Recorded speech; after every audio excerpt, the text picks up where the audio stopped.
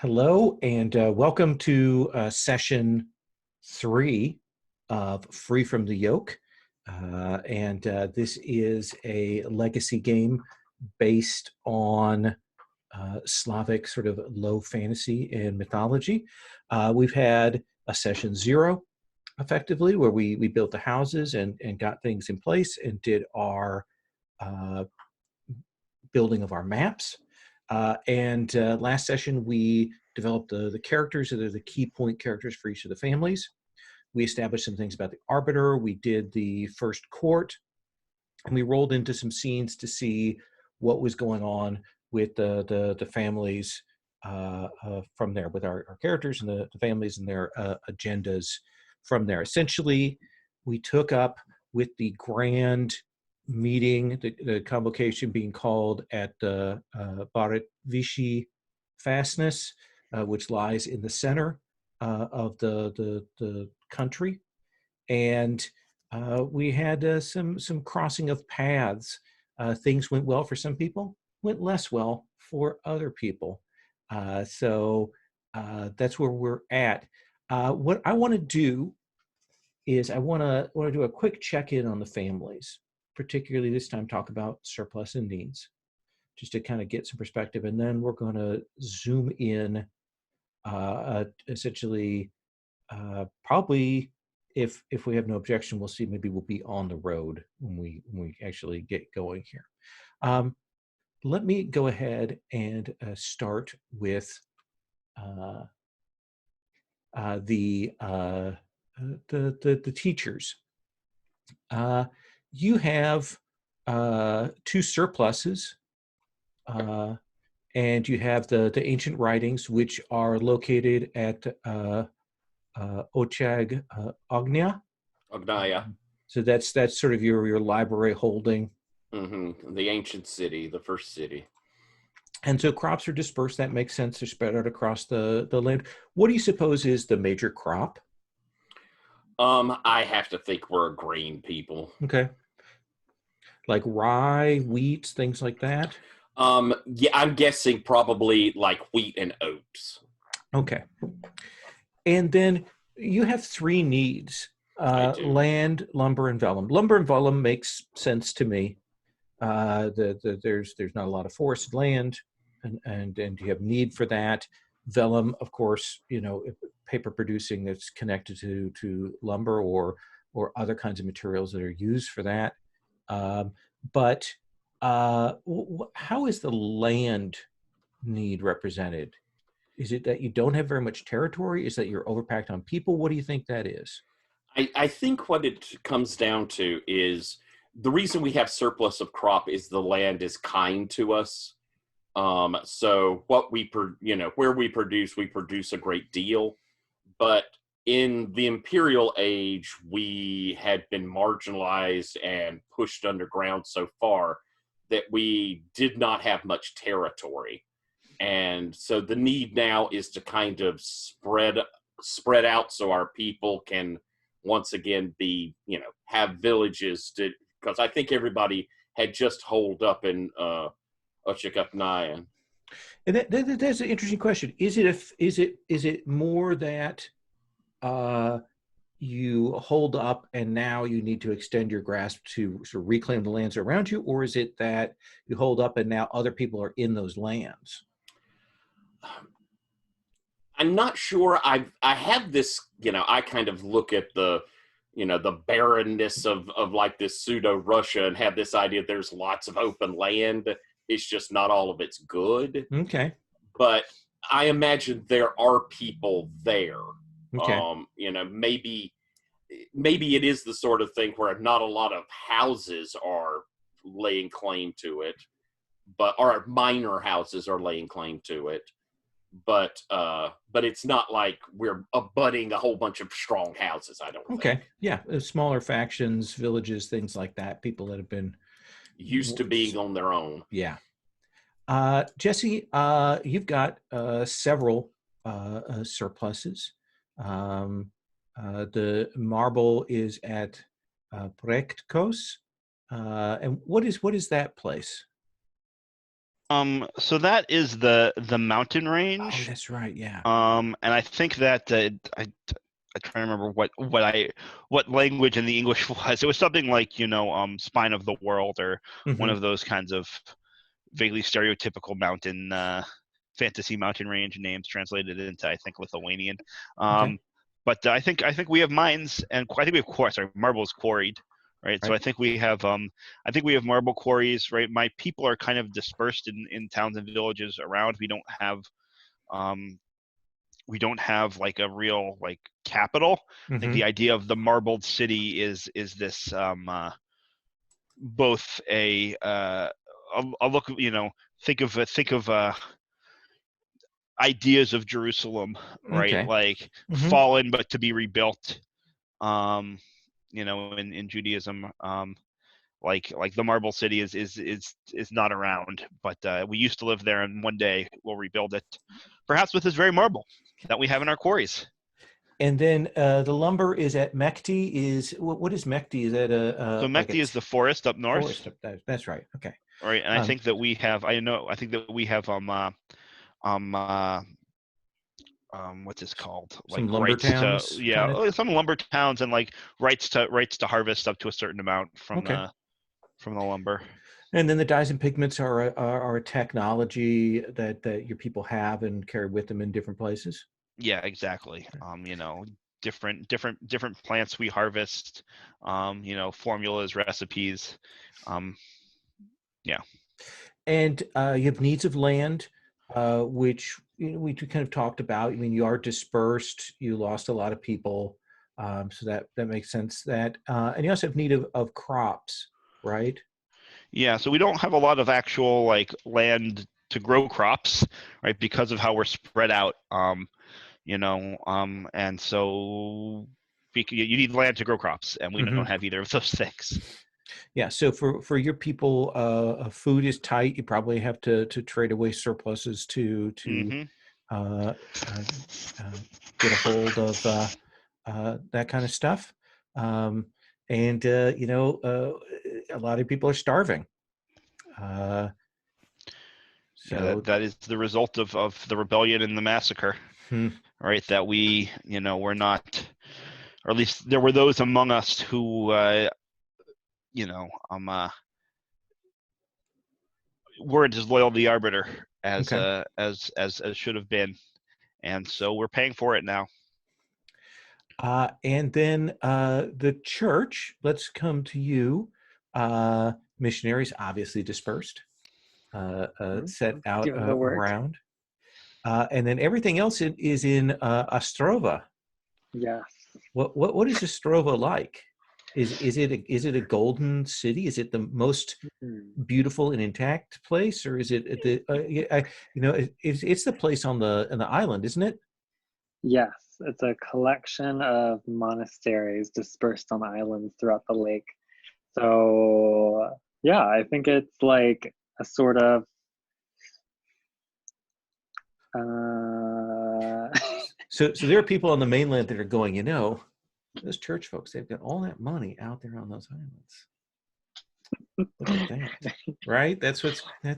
well, where else are we gonna keep it? Do people go to pilgrimages there, or is it very much a kind of a closed monastery kind of thing? Yeah, I think they're closed monasteries. Oh, I don't mm-hmm. think that You're I suspicious. don't Okay. I don't think that the faith is big on like pilgrimages necessarily. So yeah, I think it's seen as sort of like maybe a sort of Vatican sort of vibe, maybe like people don't really pilgrimage to the Vatican as far as I Okay. know. Oh yeah, that makes But yeah, sense. there's a lot of knowledge and obviously wealth literature focused there. And I keep picturing these like great, of course, very open monasteries, like open roof monasteries, and like a bunch of little boats and ferries constantly traveling between all the little islands. Excellent. And then, like everyone else, you have need of land, so you're kind of hemmed in uh, Yeah, uh, by your situation and crops as well. Is it yeah. that really those islands are the place where that's where you really have your grip, and outside of that, it's very shaky? Yeah, absolutely. I think the only thing we can really like claim are the islands. And then maybe like communities are nice and let us build our churches, but like that doesn't mean we get food. Mm-hmm. So yeah, that's Okay. exactly it. And then our horse lords, they have land. They have the steppe. The great reaching plains of the steppe is suited to them, and they can ride for days, and it is still their lands as far as they can see. Yeah. And then mounts make sense dispersed, scouts dispersed. Um, Yeah. And then you have a need for livestock and a need for soldiers.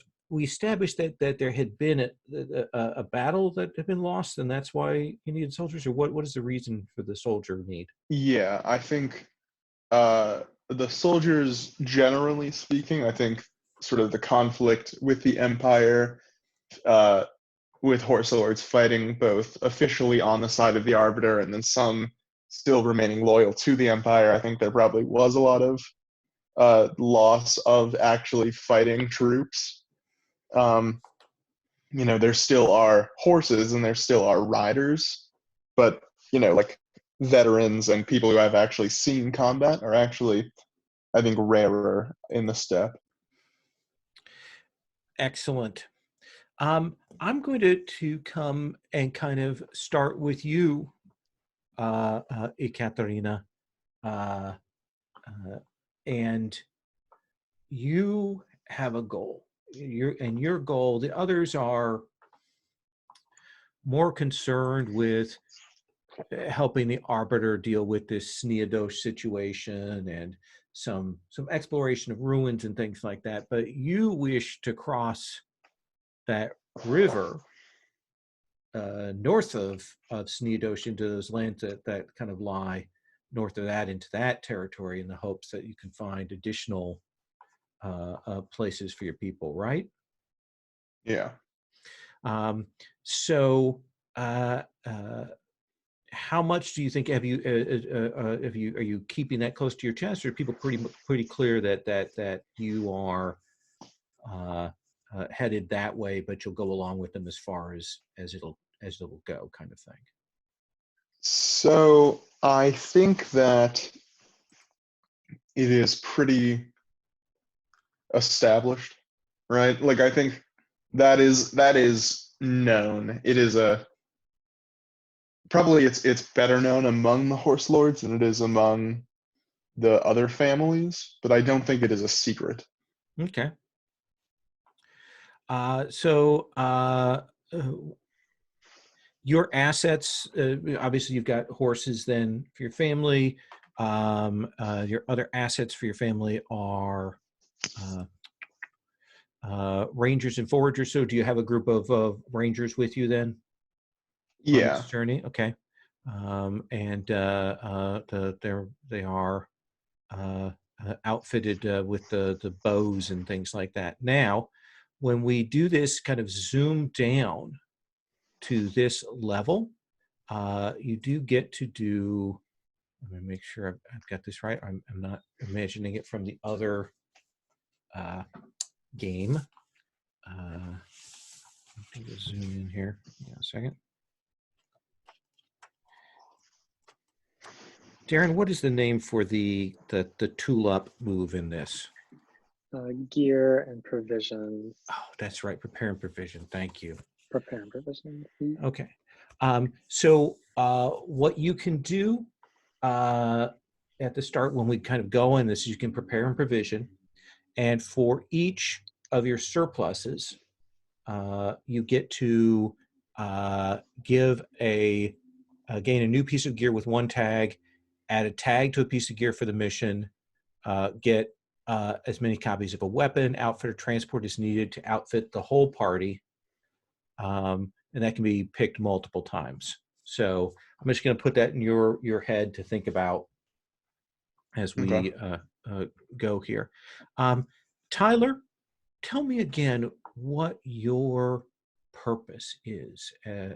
You wish to travel on this journey. You're heading. Where is it that you're heading, and what is the purpose of the Dushka? I am interested in the finding out what happened with the guy who stole the sword. That does interest me.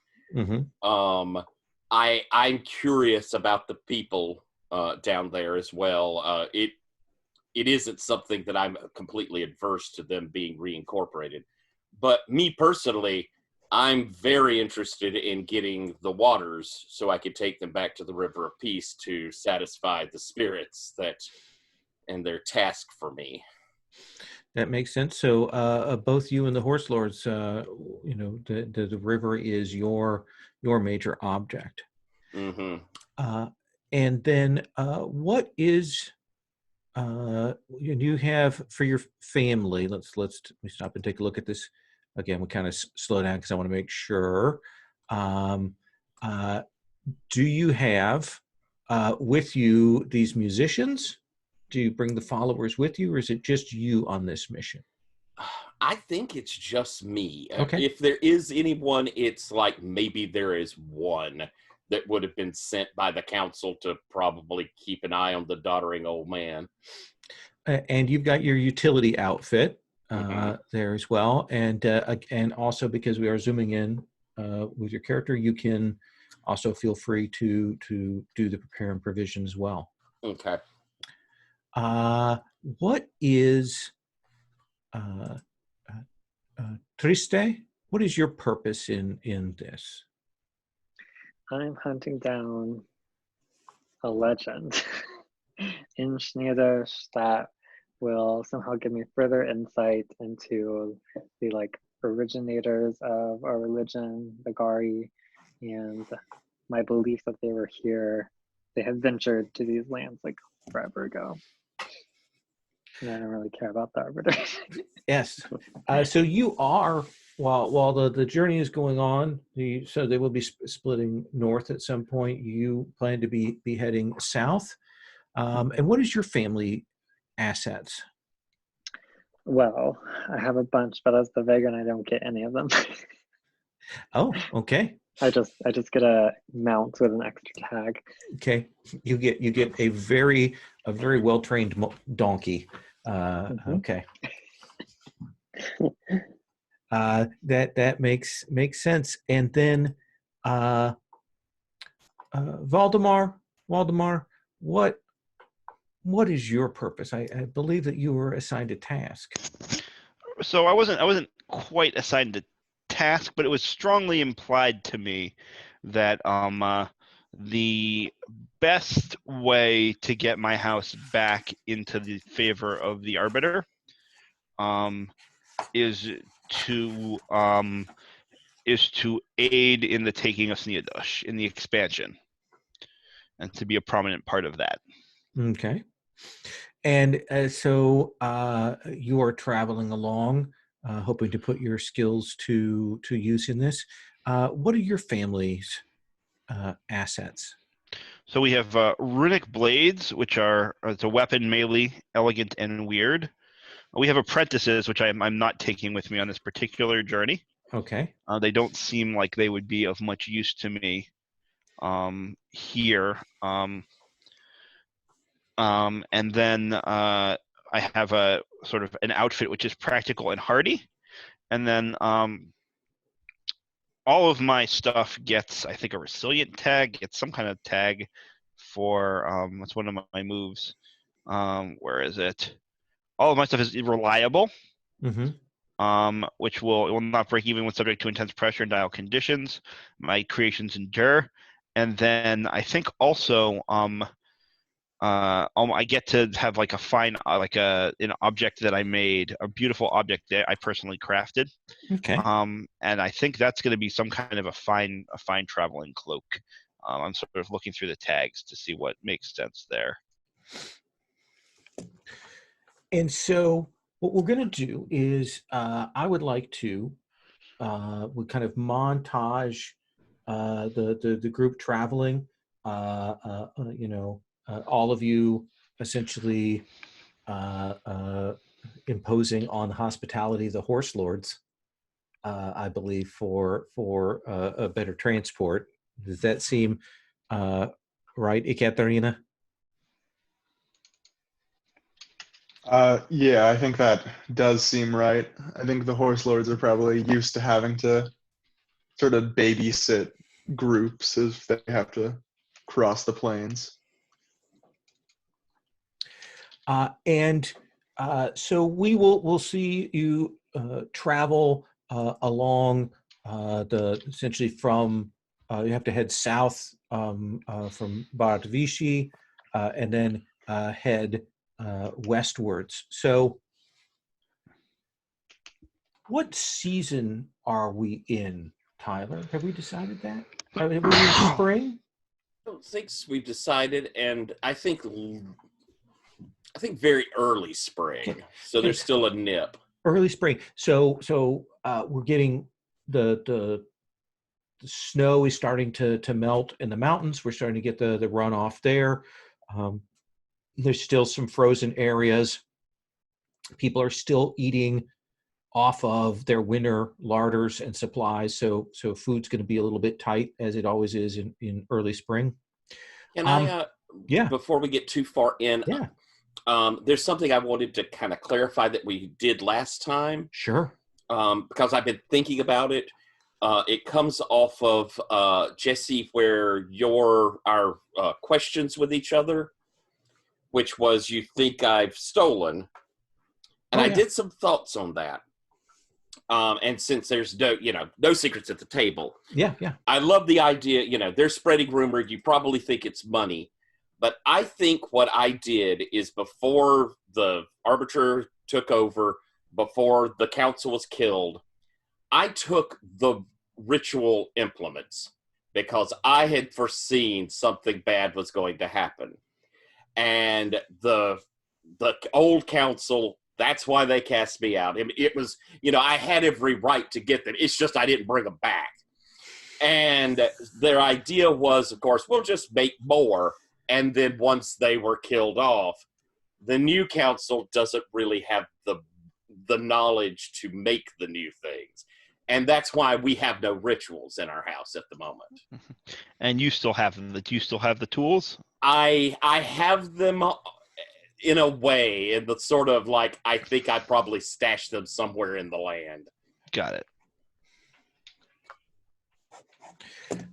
So on this first leg of this journey, heading southwards along the edge of the mountains, traveling along, Tyler, what's the big challenge for your expedition? What's the obstacle or situation that you run into in the early part of it? In the early part of it, we're just a few days out from the fastness, going along the edge of the mountains there. And again, it's probably, I would imagine there's probably maybe 24 people on horses, with the 4 of you, plus some hangers on, plus the horsemen. So what's the first obstacle, physical, social, whatever? I think that since we're staying so close to the mountains and with the spring runoff starting, that we have washouts that we're encountering, and we're encountering like boulders and things dropping down from where they've been held with ice and all that, and coming down. And of course, Danushka will say that the Fae up there, all the little spirits are casting things down at us. It's to be expected. It's the sort of thing that they'll do. And Ekaterina, as a horse person of the steppes, what is the trick, or what is the technique that your people use to get around these kinds of challenges generally? I think that a lot of it is having sort of this mutual relationship with the horse, who knows how to navigate the steppe much better, at like the speed that we want, and with the I think a lot of it is actually up to the horse in that sort of relationship. And so you let them the horses have their head. You have to tell the people, the guests that you're bringing with you, how to handle that, and you're able to they sense when the ground is going to be bad, they have some expectation, and you're able to get around that. As you hit that sort of southern corner where you have to now make that turn to the west, again, going out to the south of you is the great sprawling lands. These are the grasslands. These aren't the steppe like yours, but it's probably, I'm going to say it wrong, but I always say it taiga, but I imagine it's not said that way, and other lands that are out there. What's the next challenge or obstacle that your expedition faces, Josh? I think that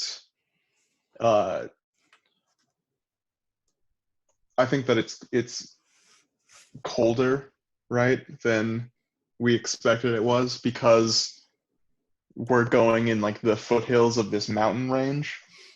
There's like snow coming in from the mountain. Wind is coming. It's trapping the clouds that are coming in there. That cold is coming. That it's been probably just a little bit of that light drizzle that now turns to snow. That is chilly. Yeah. A little bit unexpected for this time of year. Tell me, what lore or trick or experience does Triste have to help the expedition get through this obstacle?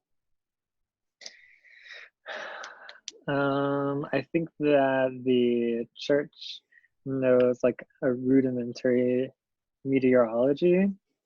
Oh, So yeah, so I think that Triste is able to call on some of these like practices that appear more ceremonial, but actually let him like through observation predict weather patterns. So like avoiding when there's going to be like a heavy wind day or something, so we're not like frozen out.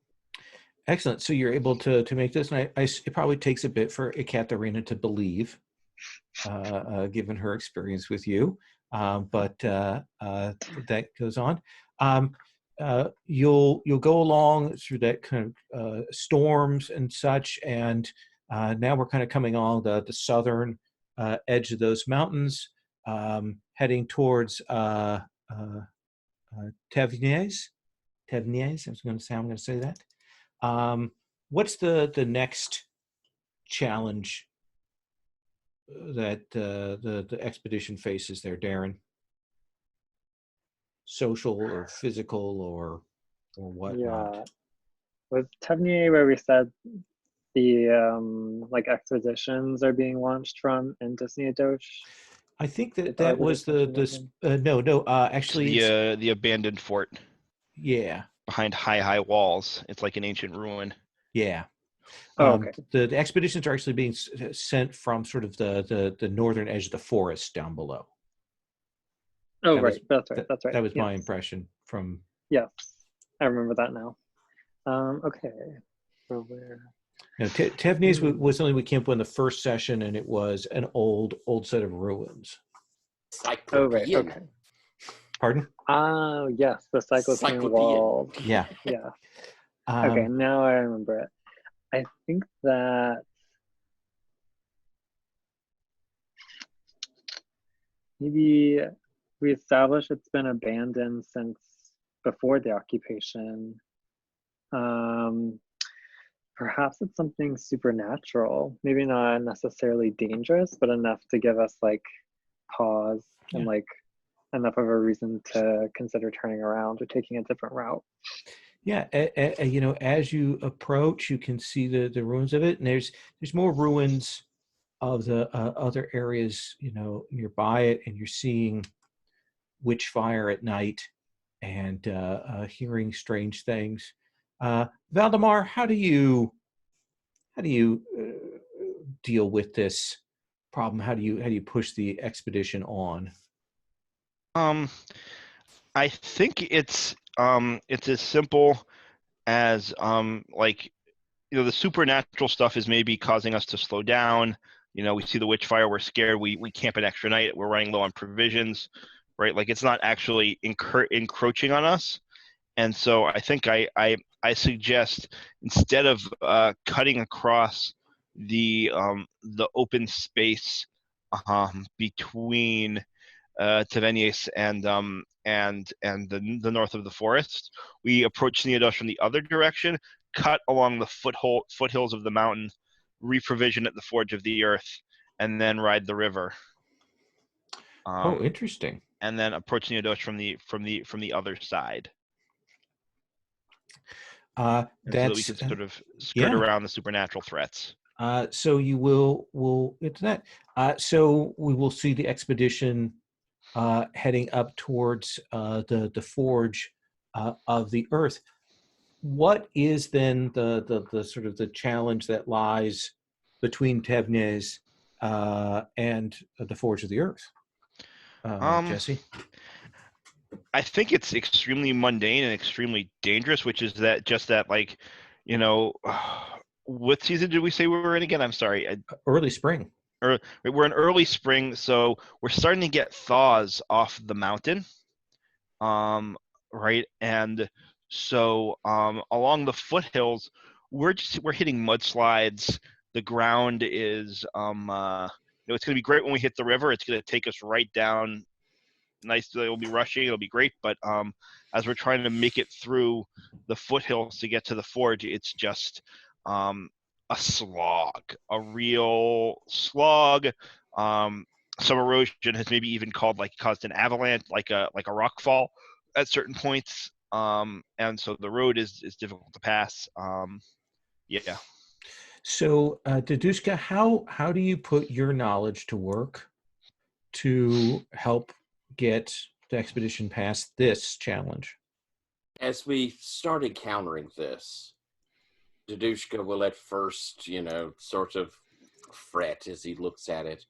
But as it slows us down more, he will, with his one little minstrel there, the two of them will begin playing music, and Dadushka will sort of whistle, and we begin finding a road a way that seems a little more sturdy, as the little spirits work to help find us the path. That seems more than reasonable. They come and whisper. What do they look like to you? To me, they'll often be like, there'll be little faces, little figures in the ground, or there will be a little disturbance in the air that I can kind of see the face in. For others, it might look a little more like a heat shimmer, or just a little motion in the ground. But I can see the little faces. I can see the little eyes. And we will see the expedition arrive at the Forge of the Earth.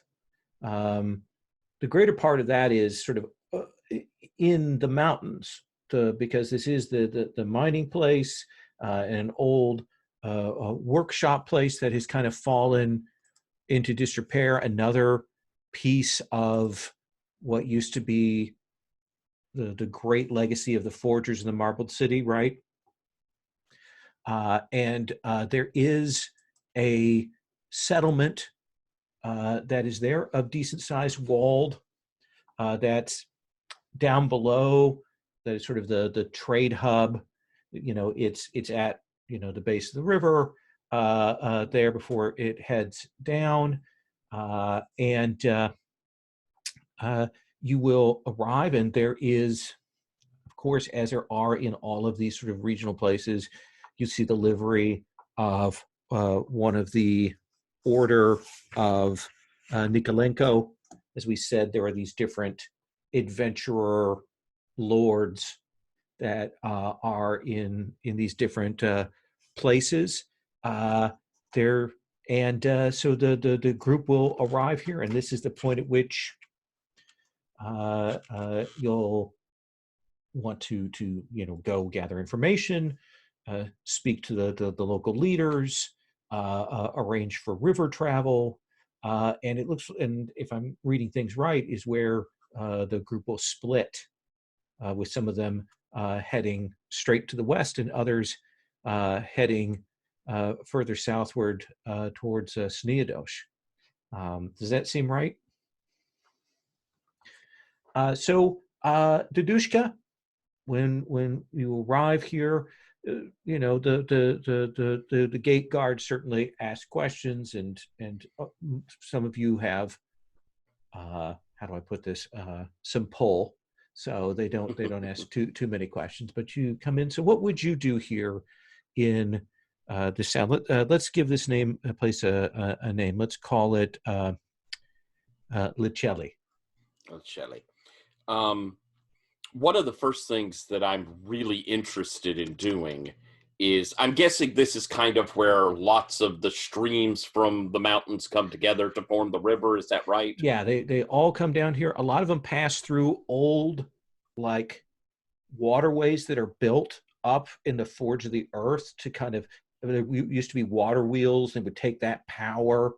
They dug canals to do that. But a lot of that now, the water kind of just pours over a lot of that mining area now and sprays. Very, very sort of old Soviet-looking kind of big stone monumental things. But Gotcha. But yeah, they're people that live on the river, and probably have water wheels here down in the town to mill grain and things like that.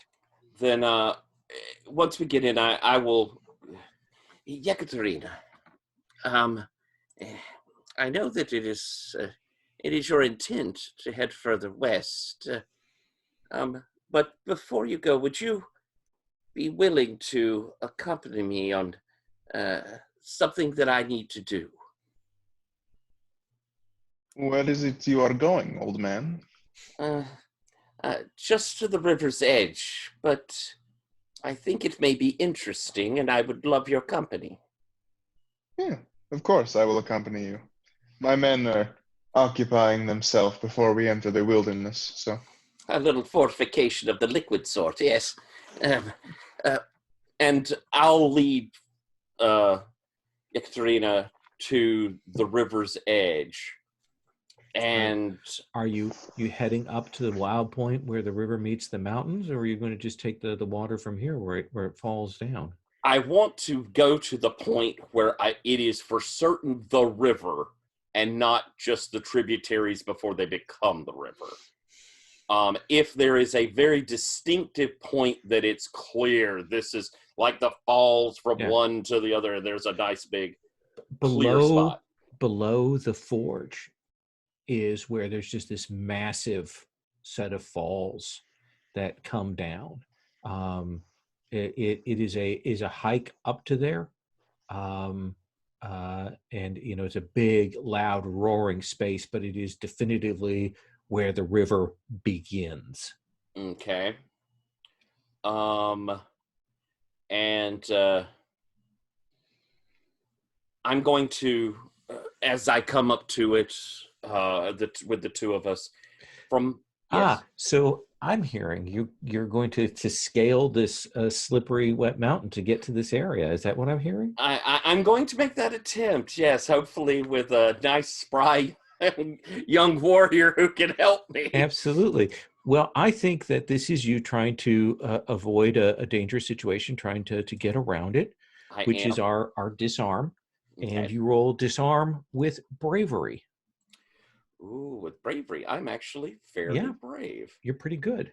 Yeah, let me pull up moves, because that'll be where the roll for your party is, I bet. Somewhere. There it is. All right. There it is. So I'm rolling 2 dice. I got a 10. You got a 10. So tell me what that looks like. What does Ekaterina see of you? I mean, you're an old man, and now you are charging up this slick mountain that people don't go up. Right. It's I'm bent over. I definitely look old, but I even look awkward to walk around, sort of bent. Yeah. But I think as I start moving up, oh, go ahead. I'm sorry. Yeah, I think it's like watching a mountain goat just climb up the side of a cliff, you It, know? yeah, it's as though the mountain itself makes sure there's spot for me to step. Yeah. Um, Absolutely. And you will get to that. I mean, it is one of those places where the rivers, they've been channeled by earlier architecture, but now they come down and it is, it is wearing the mountain down, and it is loud and it is wet, and it is even as you kind of go towards the edge of this thing, you can feel the rush and the pull of this as you go. What is the vessel that you have to get this sacred water? I have this, and Yekaterina will see me pull from my pack this black stone vessel, kind of like a jug. It's not as big as an amphora, but it's sizable. It's an urn, and it looks old. It looks older than the hills, sort of old. And as he approaches, he says, "Horselord, I asked you here because you should see the land gives to those who will listen and those who will take care of it. And I am going to take a flesh wound to communicate with the spirits so that they will make themselves known, so Yekaterina can see the spirits, have their presence be there and apparent as I do this." Oh, what is that? What does, and Catherine won't see them fully like you do, but when you kind of plunge your hands into that freezing water and feel that cold, what does Ekaterina see? I think as I take the lid off of it, you can see a bit of my blood as it kind of it. I have to strain. It cuts a little into my palm, and as I reach down, I don't put the mouth of the jar to it. Instead, the waters begin to roil. The wind begins dancing around us.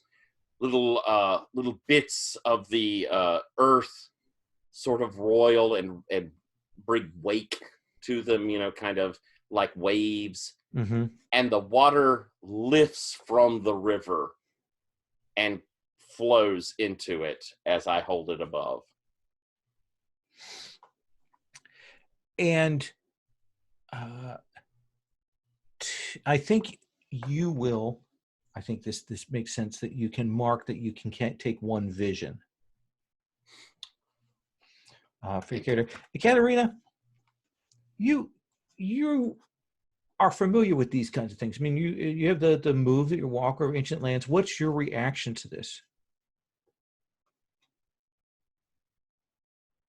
I think that Ekaterina is moved, right? I think, she's watching as this spiritual cascade happens in front of her, and I think she like kneels in respect to sort of what's happening.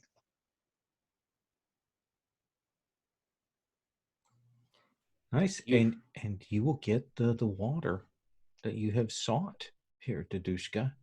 It is ice cold, and it will stay ice cold the length of your trip.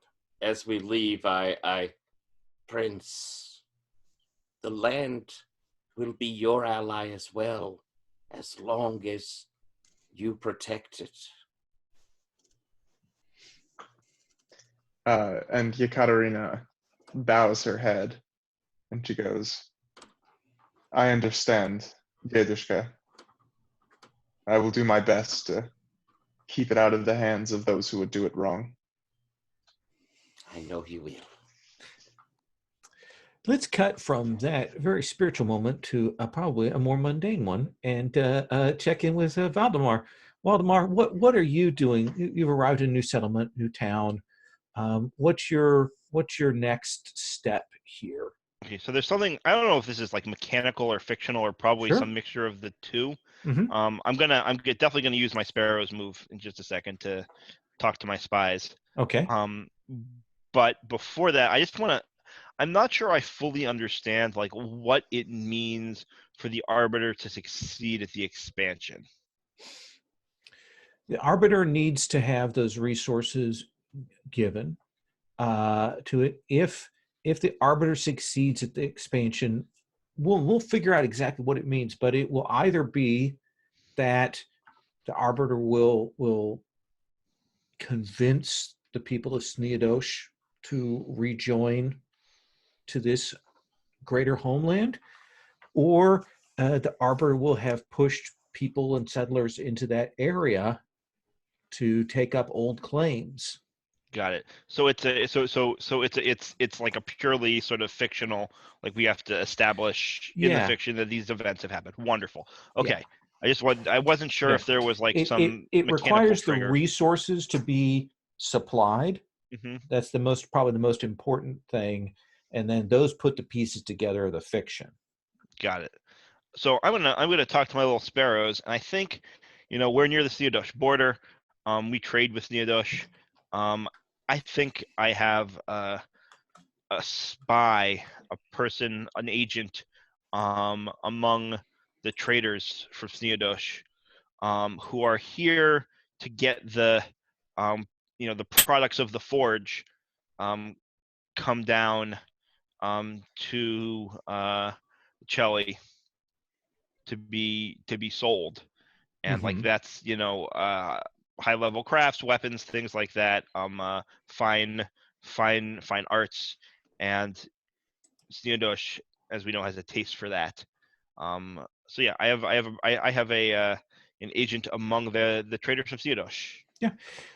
So you will have some notes. There's the usual markers, and you will split off from the group and have a meeting with someone who looks like a standard tradesman. He gathers things here, puts them on the boats, sails the boats downriver, unloads at a caravanserai at the end, and then continues overland into Sneadosh, and then travels back overland to here.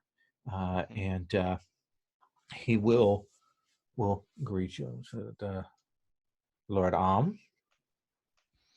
I did not expect it would be you in person who would come to take my report. Anatoly, I'm gonna call him Anatoly. Anatoly,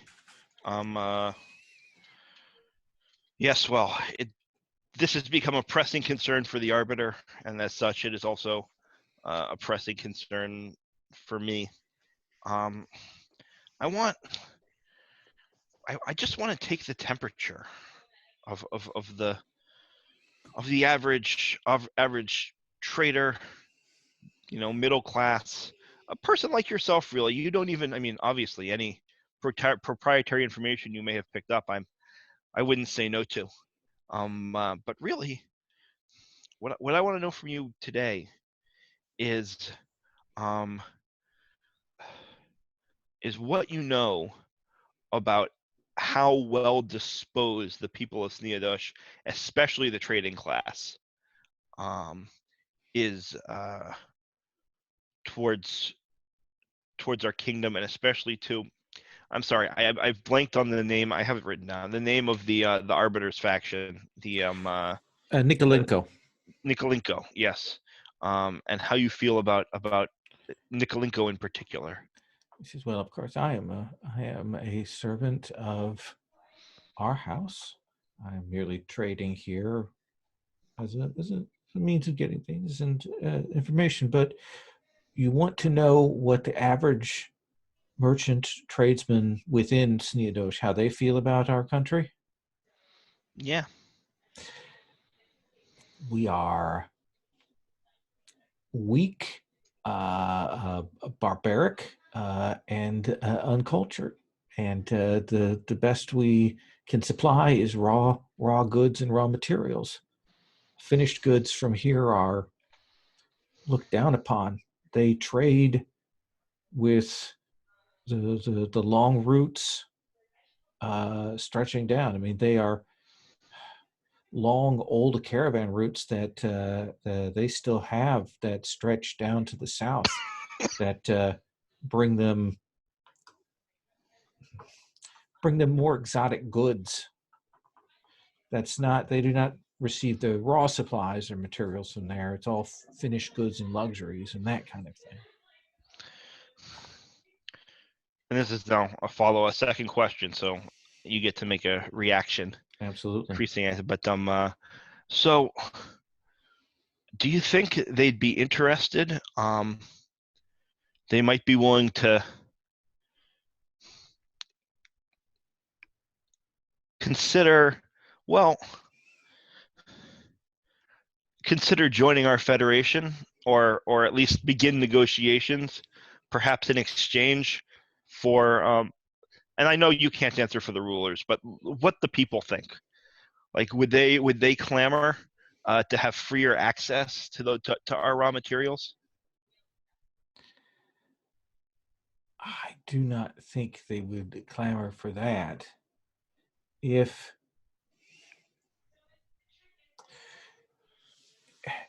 that would not be the thing that I would think they would be so much worried about.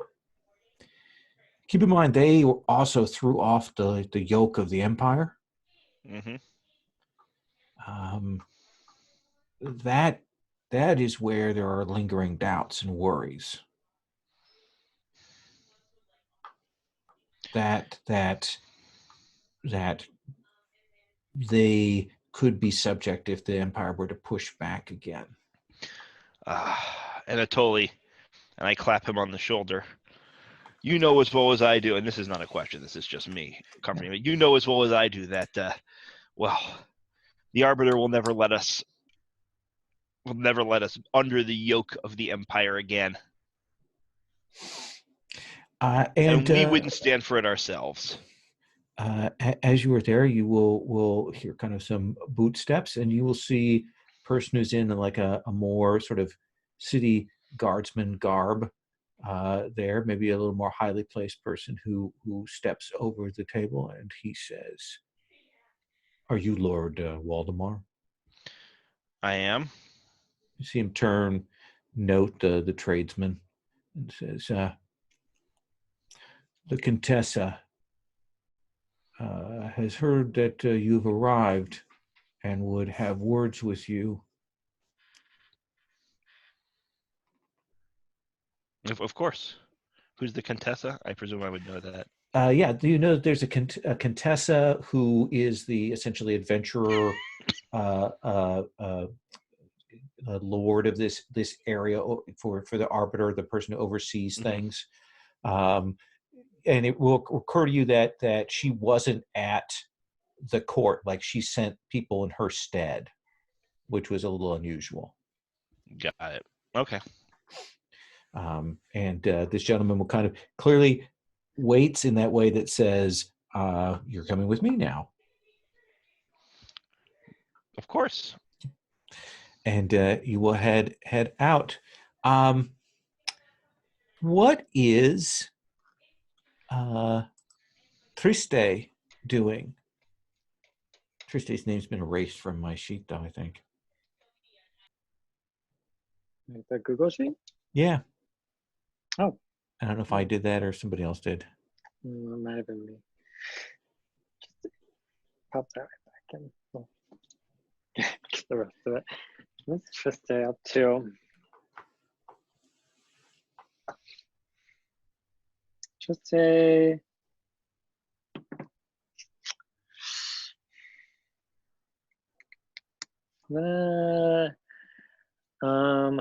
I think Triste is of course, the most ill-prepared, the least prepared for this journey of this length in this time, this season.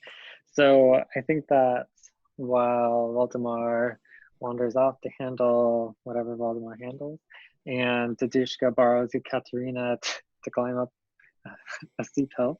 I think that I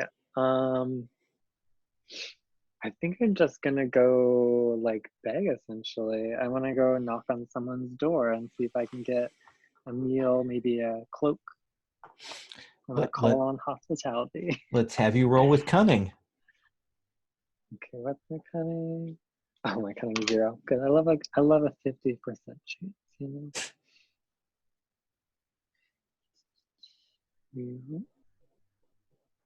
An 11. Nice. Oh yeah. So you will call on someone. You kind of look around and you find someone where they have the markings on the outside of real piety for the church. They painted their door frame red.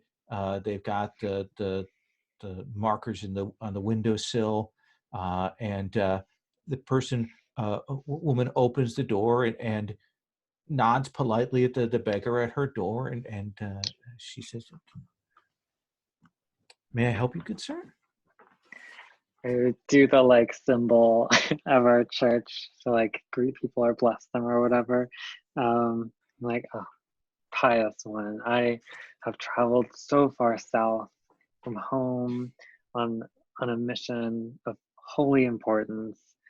I hate to impose myself on your resources, but perhaps you have a hot meal, a cloak I could borrow. Please come in. I'm cleaning and cooking for the day. Come in and sit. Rest your bones here at the kitchen table. Let me pass you. We have some cooked turnips and such that I can bring for you here. And as we prepare meal, and she will shout for her eldest son and speaks with him and sends him to the market to get some meat. She says, "We are well met. Come and sit. My husband will be home in a little while, and he will be very pleased that a man of the church has come on such an auspicious day." Oh, no, please. I don't need any special treatment. You're already doing so much more than I could ask for. No. And she feeds you, and the son comes back, hands off. She's clearly changes the meal plan and gets things set. And like about an hour later, the husband comes home and he's like sniffing and he's like, "Oh, wow, do I smell meat?" And she's like, "Yes, come in." And this person will come in and what is it? What do you call? How do you address some of your order? Is it brother? Is it father? Is it padre? What is the term? Yeah, so at the name for the religion, I decided on Kozyan, something like that. It's a Russian word, so I'm sure I'm butchering it. Kozyan, okay. And I think somebody who like is of the religion is called a Kozya. So call me like Kozya. Kozya? Kozya, please. We're very honored. My wife says you've been on the road for some time. For so long. I'm very humbled by the reception here. People near Ostrova. Show me your feet. Yeah, I'll show my feet. You kind of lift and he kind of grabs it. Oh, this will not do. This will not do. And he says, "Straza, I'm going to take the brother with me. We're going to go to the shop, and we'll be back. And you have things ready." He says, "I'm a cobbler. You'll come with me. We will provide you with a new set of shoes. It's the least that I can do." Oh, you spoil me. I don't know. I'll carry this tale back with me when I return home, and the people will know the generosity of this region. I think as they're like walking to the shop, I'm gonna try and get something, some information from it if I can push my luck. Sure. Because I want to know what I'm going into with this legend chasing. Kozya, perhaps you've heard of the Gari, the ones who gave us this wonderful religion, set us on this correct path. I have heard through very reputable sources that they may have been here before any of us arrived. Have you heard of any old world relics or artifacts or monuments? Let's have you roll Unearth Forgotten Lore. See if that happenstance Ooh. comes. What's my lore? I think my lore is good. Oh, my lore is very good. Okay.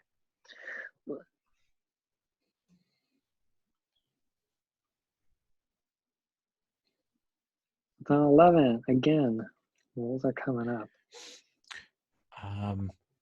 And so let me give you an answer and then let you choose, kind of do a follow-up to this. Say, I have heard, it's interesting that you should ask on this, because I have heard a story that came to me lately of woodcutters that were in the woods north of Sneadosh, perhaps within the territory of Sneadosh, outside of their own lines.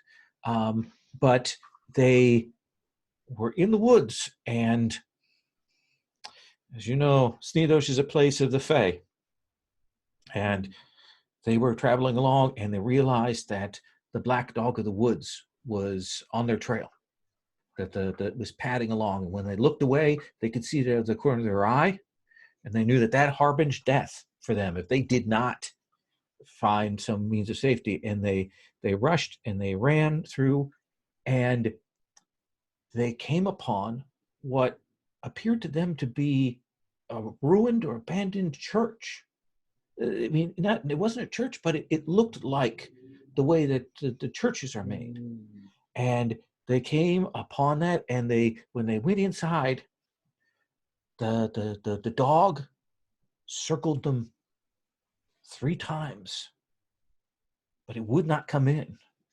And then it faded away. It could not stand the holiness of this place. My cousin Theodore talked to this gentleman, and he gives you kind of like a rough, like, it's in the northern woods in this territory, blah blah blah blah. You know, it's not too far in, but it's definitely, you look for this person, and he might be able to tell you how to get to this place. But they were struck by the feeling of blessing and beneficence they had when they were there. Ooh. And this is all he's telling you. The rest of this as he's putting these boots on you, then probably pulls the soles off your existing shoes and nails some new ones in, hands those off. It says, these for backup. These should be in better shape then. And now let us go back, and Strashas will have prepared a delicious meal. I can't imagine what more I could ask for. I think if I can save those questions, maybe I'll hunt down Theodore. Okay. If there's time or something. That sounds good. And then let's come back to Ekaterina. You've had kind of a spiritual experience there with Dadushka. What's on your agenda? So Ekaterina is preparing to marshal her men and set off beyond the river. But she needs to get away across. Like, it seems like the river that we have described is a big river. Yeah. Yeah. So she needs to get like a ferryman or a bargeman. And I think there probably are like docks, and she's probably around the docks looking for any like ships that are, any like ferries that are docked that could actually take her and her force across. I think that's fine common ground. Okay. So roll plus cunning. My cunning is 1. Yeah, that's really good in this game. Yeah.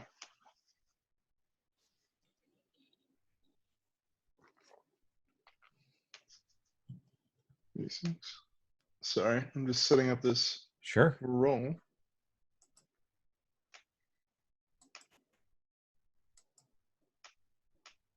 And that is an awful one to top it off. That is a 4. That is a 4. So let's take a look here. Character moves, things like that.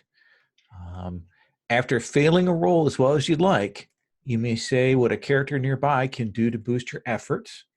I will, if Dadushka wanted to assist, I assume Dadushka would be with you on this. Does that seem reasonable, Tyler? Yeah, I certainly could be. I Now, Volbar might be I will a say good choice too. But you've also seen this go terribly wrong. okay. But if you roll well, you could boost it from a 6 fail up to a success. Oh, so it does a category jump. It does a category jump. All right. So boy, you're losing money not doing it. I know, really. And what am I rolling? Cunning. Oh. All right. You don't have I got a 7. Oh, I rolled 8, so a 7. 7. So roll hunting on a hit, they'll do it if you meet their terms. On a player to 79 pick 2.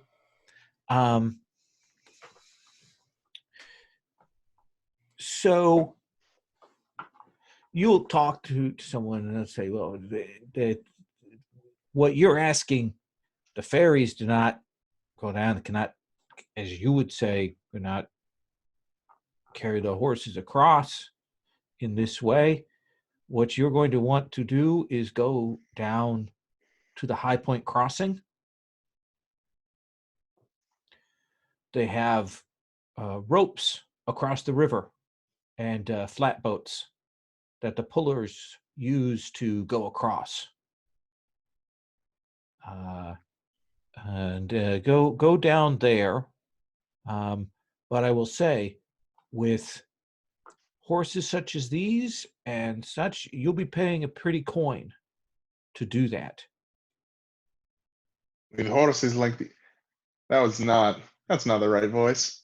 No. Strong, heavy, sturdy horses, not ponies and trade horses, not light things. Well, these are steppe horses. They are not big. They're not war horses. They're smaller than most. I am not the one you need to argue with. Ugh. I'm telling you what they will charge you for that. Thank you for telling me this. It is good to know that I cannot ford the river here.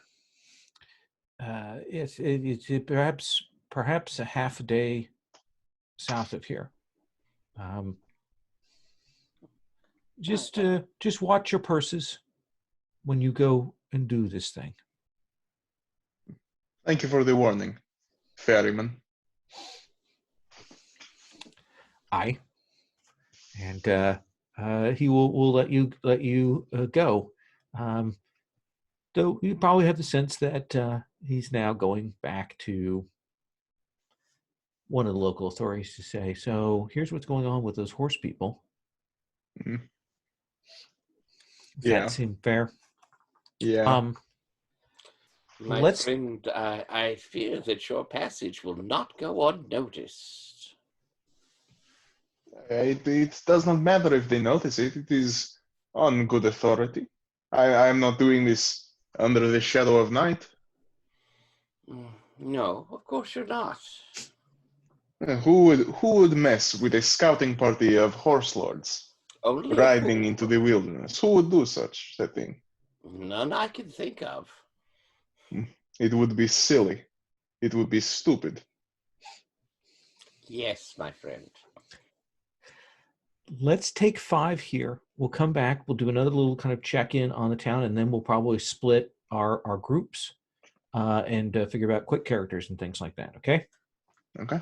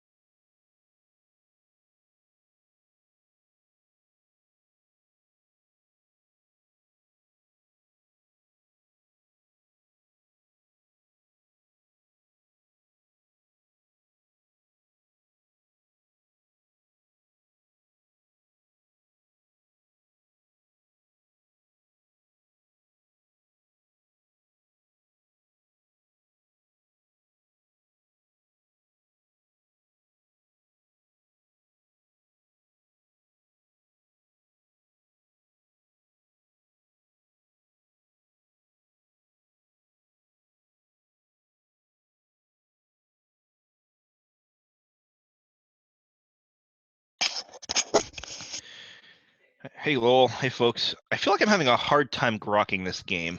Oh, how so? I mean, some of it might just be like the I don't fully understand the flow of play between the different levels, and that's Yeah. making it hard for me to sort of come up with character goals. Oh, sure. One of the things is this is the last sort of jumping off point Hmm. of character stuff in the sense that what we're going to do now is we're going to split after we kind of do this kind of sets, this is window dressing Mhm. sets, and we're going to split kind of to do, and these will be kind of tightly elided incident scenes. We're not going to dwell on too much, Mhm. and those will provide us with some stuff, and we'll see how that refracts out at the family level, and then we'll come back out to the family level. Okay, so Yeah. I just sort of need to see Yeah, a cycle exactly. Yeah, and get how it goes. we haven't yet gotten to the other half of the cycle because I wanted to make sure that we kind of got our character set, because one of the things I found sometimes with Legacy is it's very easy to kind of forget what the context of the characters are. So I've spent a Mhm. little more time than I might otherwise. So, Okay, but I think cool. that's a really good point. And Yeah. it is a weird cycle and very easy to get to that. It's a I'm- complicated game. It's got a lot of moving parts because I'll say when I first played it, as Lo will attest, it was hard for me to grok into it as well. Mhm. All right, so I'm excited. I'm enjoying it. I'm just like having a hard time finding direction because I'm not quite sure how the pieces kind of work. Dadushka, is there anything else you want to do here in our city in Licelli? Or let me ask you this: where is Dadushka going? Is Dadushka heading home after this? No, I'm still having to. The house has asked me to find the man who ran off with the sword. So I intend to go into the kingdom, the place there, and see if I can find word of him. And I suppose I know he didn't come this way, but I've at least sent that follower out because maybe some information has gone up and down the river to see if there's any rumors that he could pick up of like what's going on down there. Sure, that seems like under orders. Okay. How many tags do you have on those musicians? They have two, So rogue and artisan. Yeah, roll with +2. Okay.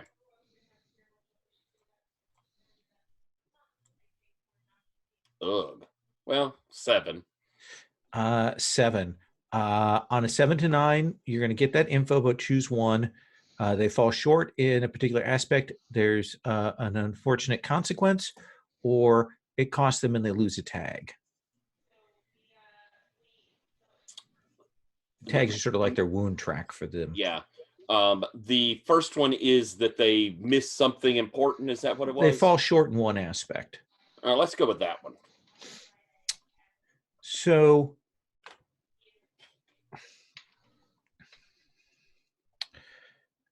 they will tell you that Osvaldo visited here a few weeks before he went essentially wild. Did it quietly, like only a few people know that he was here. But why, they can't say. And he just came in and left, didn't present himself to the Lord. No, he came, clearly spoke to the Lord. Oh. But why, what they discussed and what went on and how that resolved out is unclear. That's interesting. All right. Thank you. Very fair. I would like to cut to Waldemar. Yes. We will see. We'll come in. There's a decent table set up. You've been fed good food. The Contessa, older, she has like a bear claw scars on her Mm-hmm. face. You know that she's the keeper of this old relic axe. Mm-hmm. That it looks uh,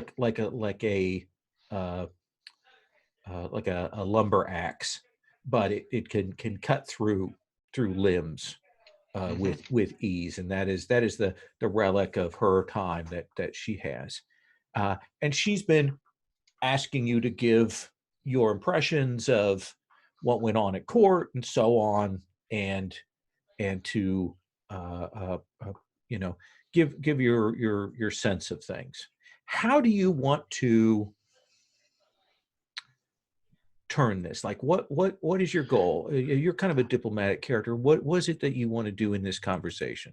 So I think the play here, I don't know. I would like to be able to do this in this scene.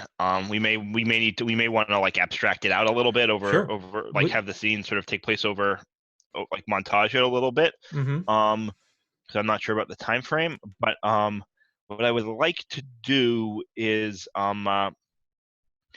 convince her to cede her administrative power in Lacelli to me.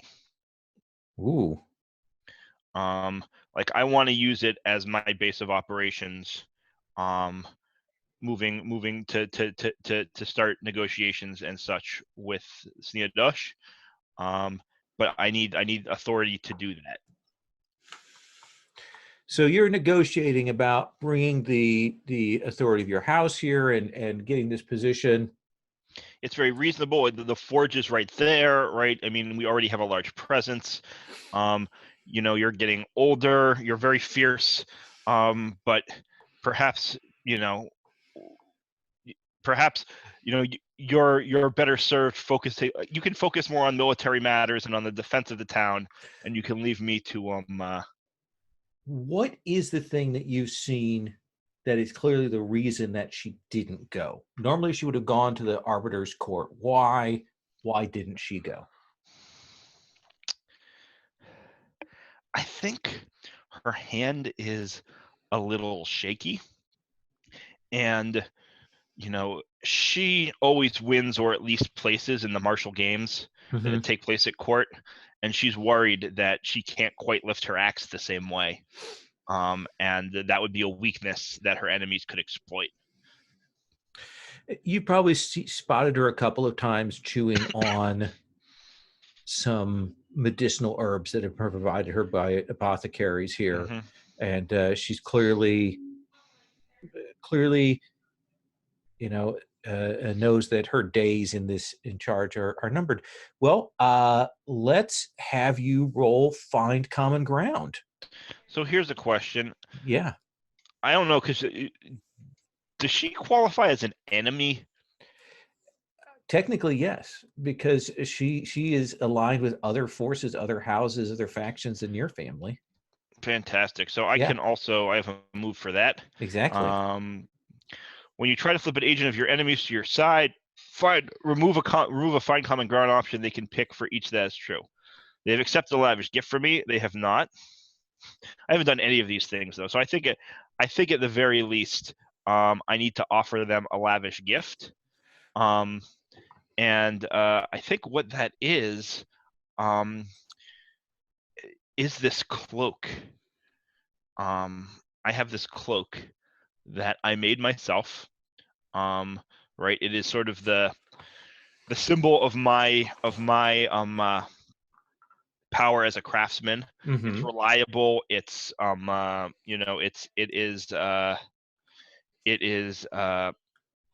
it's very. I mean, it's three tags: subtle, reliable, and utility, which are all good things. She can sneak around in it. She can stuff all her stuff in it, and it's just beautiful. That's really the main thing. And she knows how significant it is for someone of my house to give something they've created with their own hands as a gift freely. Is this from your doctrine? Are you giving her this surplus luxury and taking influence over her. Interesting. Is that a thing I can do? Yeah, you've got that as one of your things under your doctrine. Because she's not really like She's a faction. She's a faction, yeah. Yeah. And that's what I am doing. Licelli is kind of a smaller faction on the map. We've kind of established that. Yeah. Sure. So go ahead and write Licelli in and mark that you have influence over them. Yeah, and I'm also giving it to her as a like for that for something I can remove one of the choices and find common ground. I guess I only need to do that if I roll a 7 to 9. Now I'm going to tell you, if you want to, you could spend that influence right away and give yourself advantage on this roll. I want to hold on to it because if I'm going to be Smart. governing there for a little while, I feel like having that influence Smart. is going to be valuable. Roll plus cunning, and I'm relatively cunning. All right, I believe that's true. Yeah. Okay.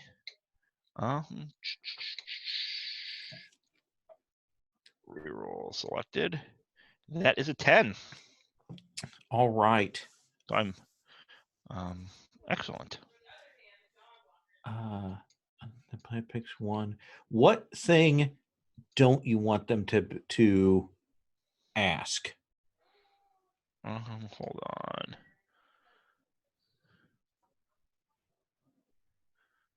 Sorry. Let's zoom in. Better. I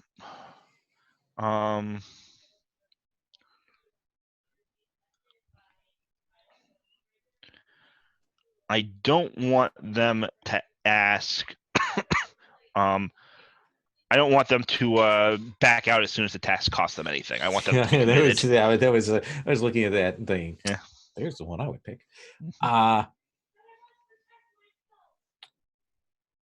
I think that she listens and she will talk about the fact that the forge has sat quiet. No one has put efforts into establishing that. That could make this place strong. And if the Arbiter is going to extend force into Sneadosh, this place could become much more important. And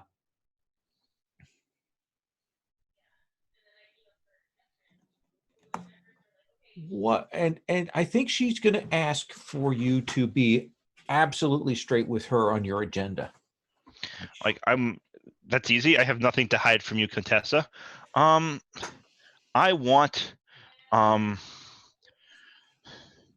we were very influential in the kingdom until very recently, and House fucking Garanda gave the Arbiter some, frankly, kitschy, ugly paintings. It was nothing compared to our craft, and all of a sudden, all the actual work we have done to build up our house was erased in that moment for nothing. And I want it back. And the way to get it back is to get the Arbiter what she wants. And what she wants is Sneadosh. Agreed. I think that I think we can come to an understanding here. Mm-hmm. I will set up rooms, offices here in the holding. Give you access to the scribes that we have on staff, and use them to send missives. And I will speak with my staff and tell them that you are an honored advisor, and your word is to be taken as law going forward. Okay. So here's a question. Can I now switch my role to rogue? Mark when you seek to usurp the power of another? Ooh. I know that I successfully did, but that's certainly like I'm trying to take her power from her as the administrator of this place. Oh, I think that's very, very interesting. Yeah, I am good with you if you want to do that. Yeah. I do. So yeah.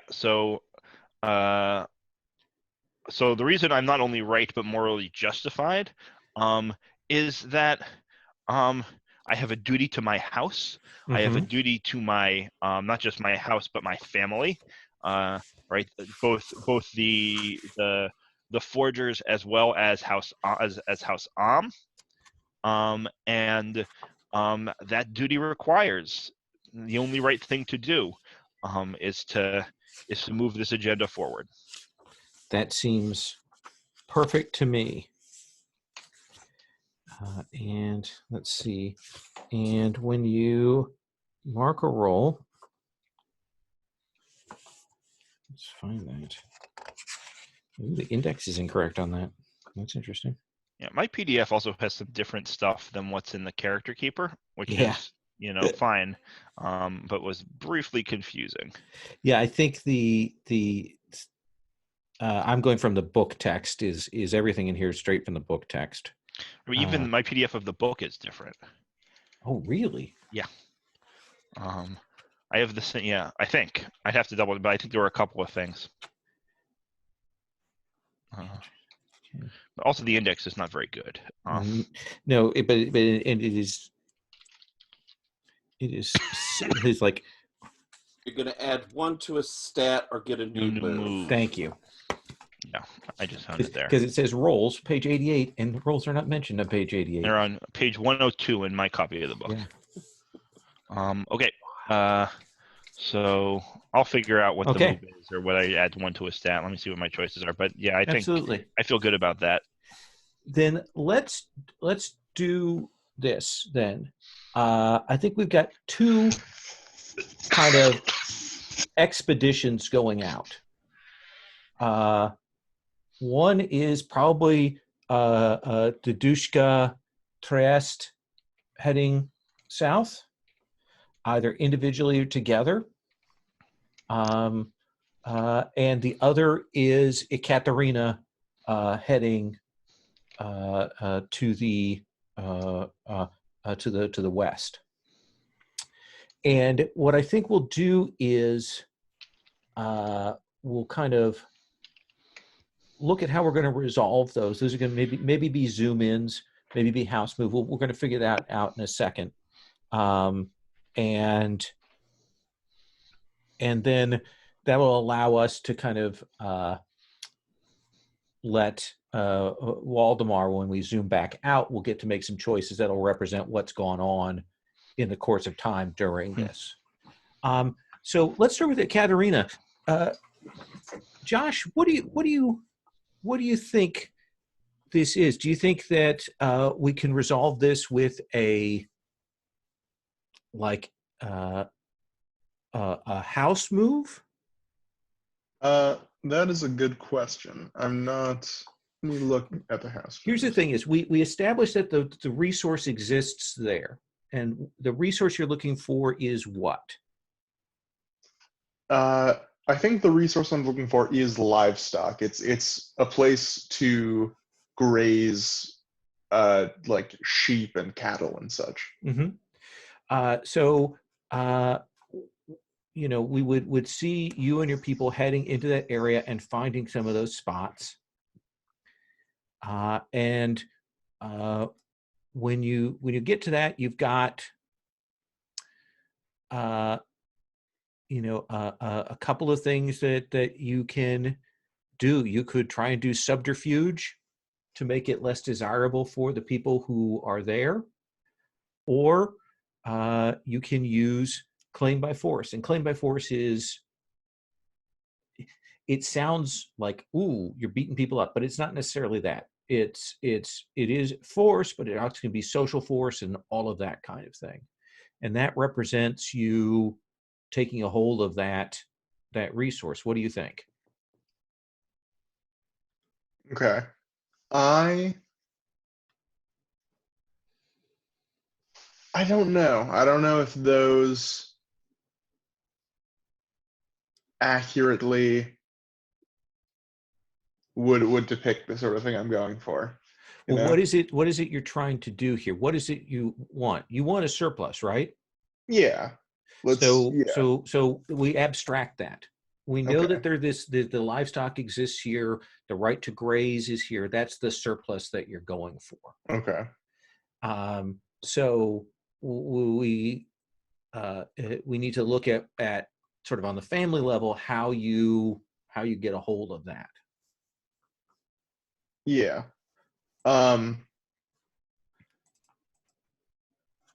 Well, in that case, then I think yeah, it probably would be a claim by force. Yeah, and this is something that you're good at, Yeah. and you're going to get to shape it in the fiction. I'm not Yeah. going to tell you that you run down the peasants with your horses. You're going to get to shape for me what that actually looks like on the ground. Okay. Okay. So let's resolve that. You find that there are pasture lands and probably some herdsmen that are kind of unincorporated, that are out here that have the kinds of grazed lands. You found some travel routes for doing some migrations. I mean, I think that's part of what you're looking for, is to have places that your people can move back and forth between. Yeah. Okay. So let's have you go ahead and roll with grasp. All right. That is 3 and 1, which is 4, which is 6, which is again a failure. That is And with my good stat. So how is it, do you think, that you're trying to do this? How are you trying to make this work? Well, I think at its very core, the reason this fails is because Yekaterina is leading a expeditionary force, right? I think she gets there, and while she is there, sort of her and her men are scouting out the area, and they try to sort of stake off a part to be their own grazing land and like part of their own travel route. And I think that there just are not enough of them, right? Like there's already maybe like a settled village nearby, or other nomads living in this area, and they just simply do not have the manpower to actually, establish this as their territory. And I think that one of the things that happens that you don't quite realize, and this probably cascades quicker than you imagine, is that there are a set of old clan people here. I mean, because this is part of the homelands that were freedom fighters against the empire, and they have been paranoid about what the Arbiter is going to do. Mm-hmm. And so within a few days of you starting to do these things, those old people, dig up their swords and find their armor and go out at night and set fire to your tents and that kind of thing, and it gets wild and problematic very quickly. And we're going to raise the kingdom's turmoil by 1. Ooh.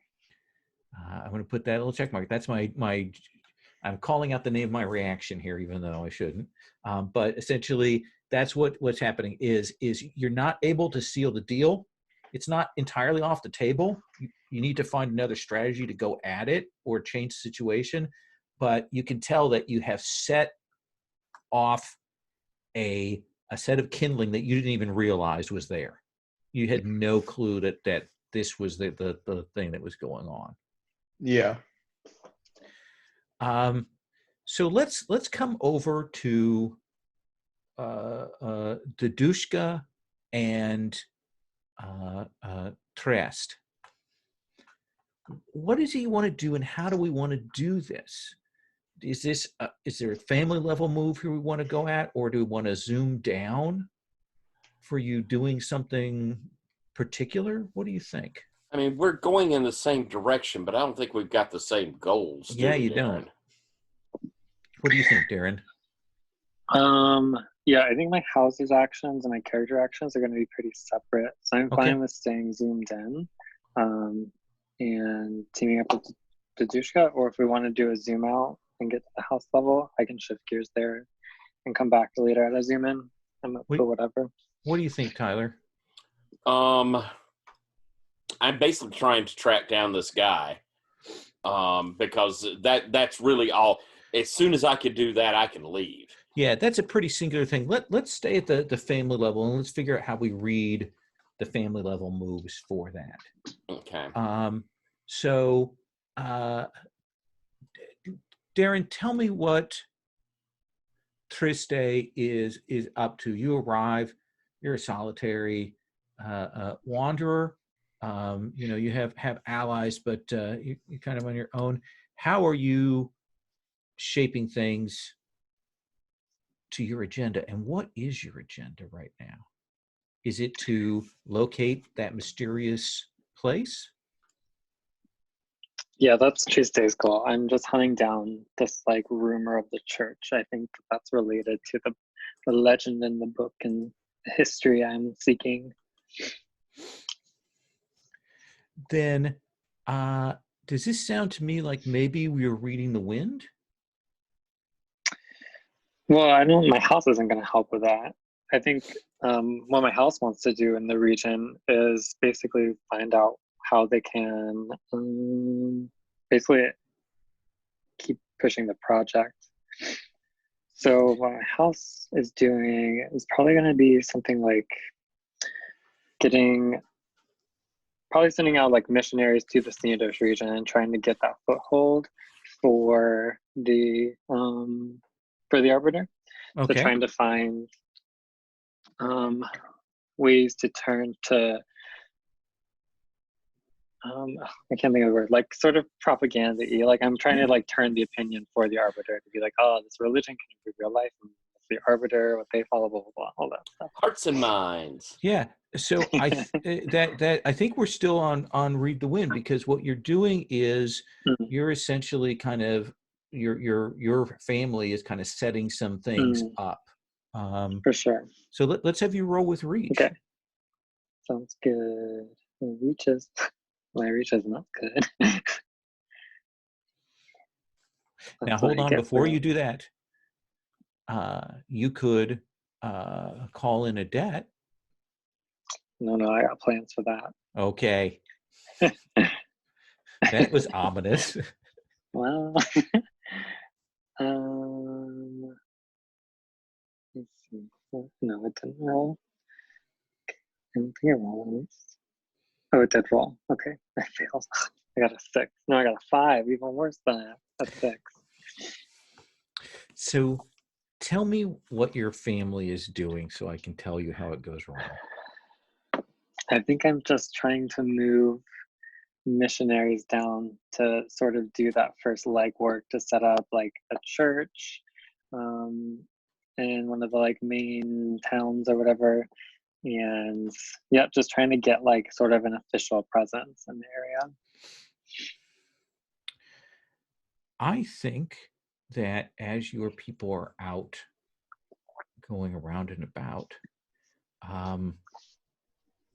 they will meet some other religious people. And they appear to be a mendicant order that have a slightly different take on the faith. They are textual literalists. They believe in the absolutism of the word.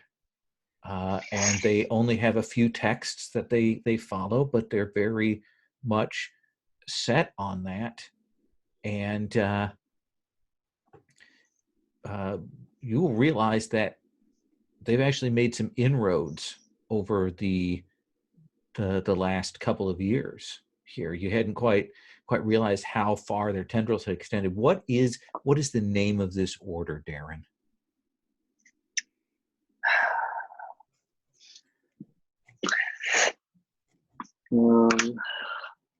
The name of this order is. Let me pull up my Russian translator real quick.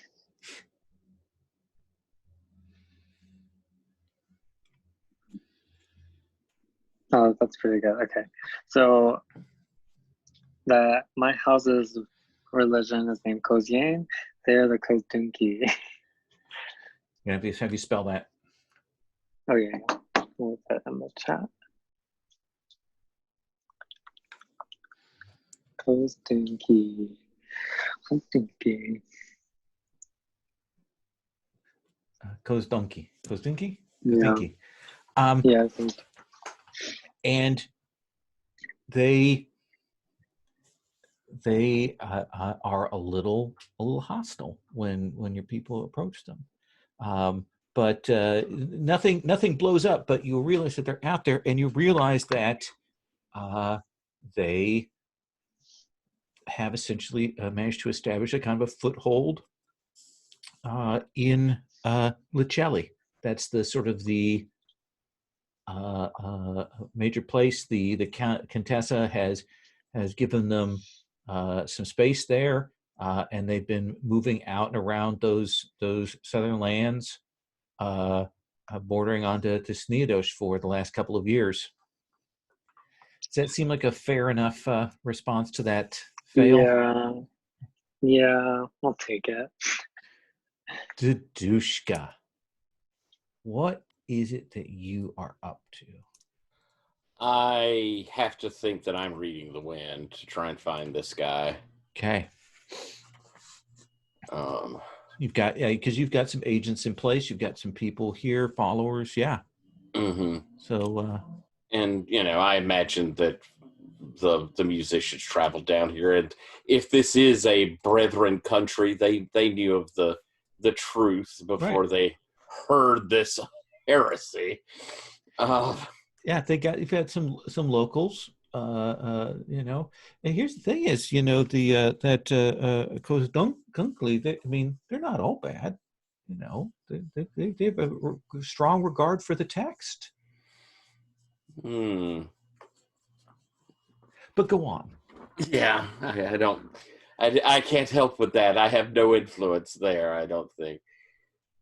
So I will roll then. I have a +1. Gives me a 9. So on a 9, you get to ask one of these questions. Yep. I think, how do I get access to a VIP, that particular guy? So it will take a bit before you finally kind of get the word here. And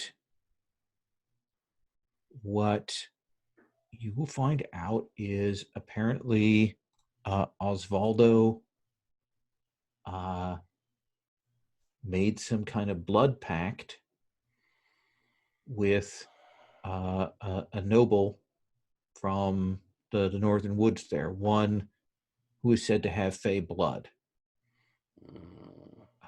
And Osvaldo, people say that he seems to be happy and in service there, but there's some people that think that he may have been bewitched, that there's supernatural influence that has caused him to behave this way. And do you think it is the Kozdunki that were willing to give me this information?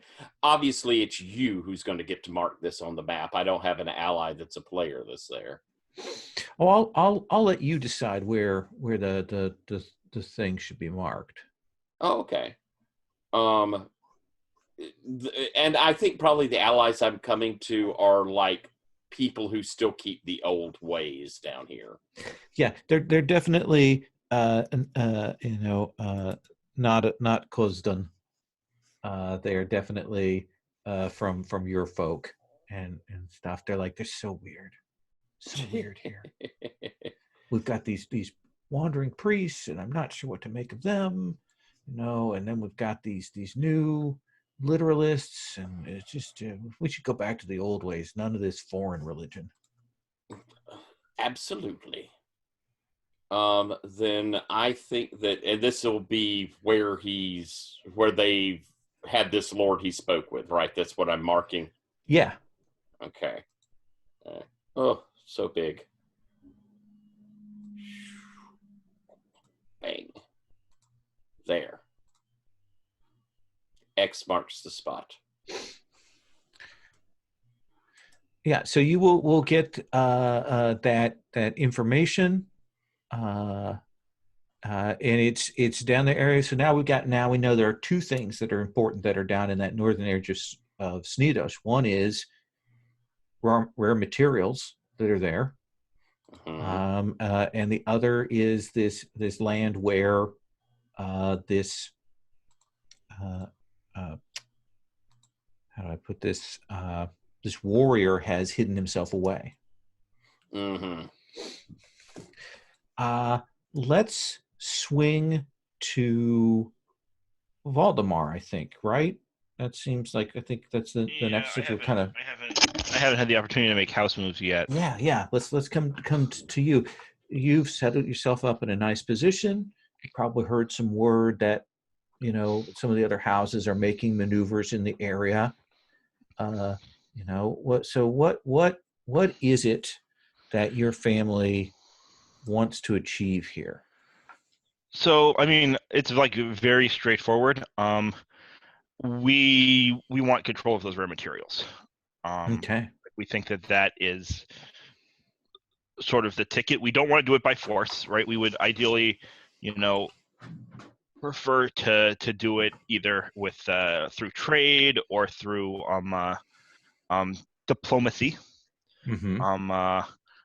But we feel that if we can negotiate a deal with the Sneadosh, and negotiate can be loosely, right? Like if we're positioned such that they have no choice but to accede to our demands, Mm-hmm.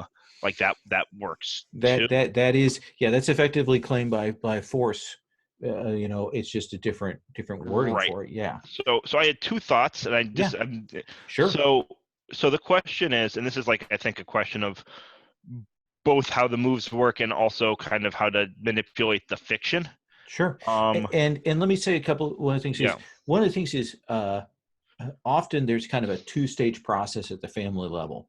It's to first to discover a surplus, and then it's to figure out how to get that surplus into your hands. That's sort of the two steps that go on here. And one of the nice things is we've already got essentially two objects identified that are on the table.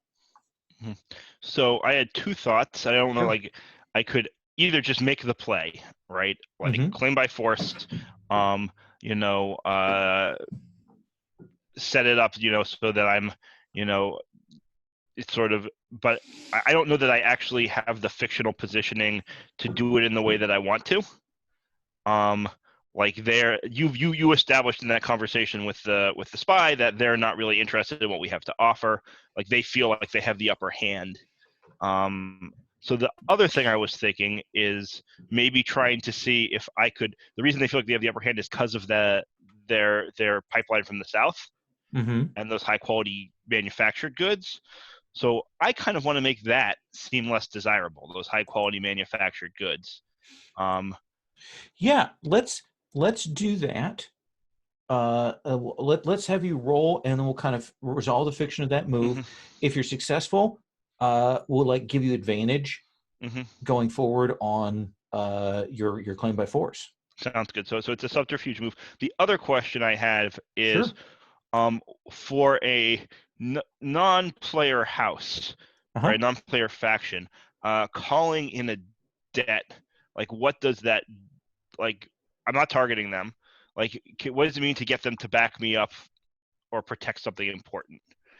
It means you kind of set it up either that they become an obstacle for anybody else messing with them, or you apply them as advantage. Essentially, you use them as a tool, as a resource to do a thing. Wonderful. I mean, here's the thing: is the other thing. If you have an influence of debt with somebody, you could also say, if they have a surplus, you can say to them, "I want this surplus." So you can do that for NPC factions if they have a hold of crops, and you have that. That is a kind of they have to kind of give it. All right. Anyway, so let's start by rolling the subterfuge move. Yeah.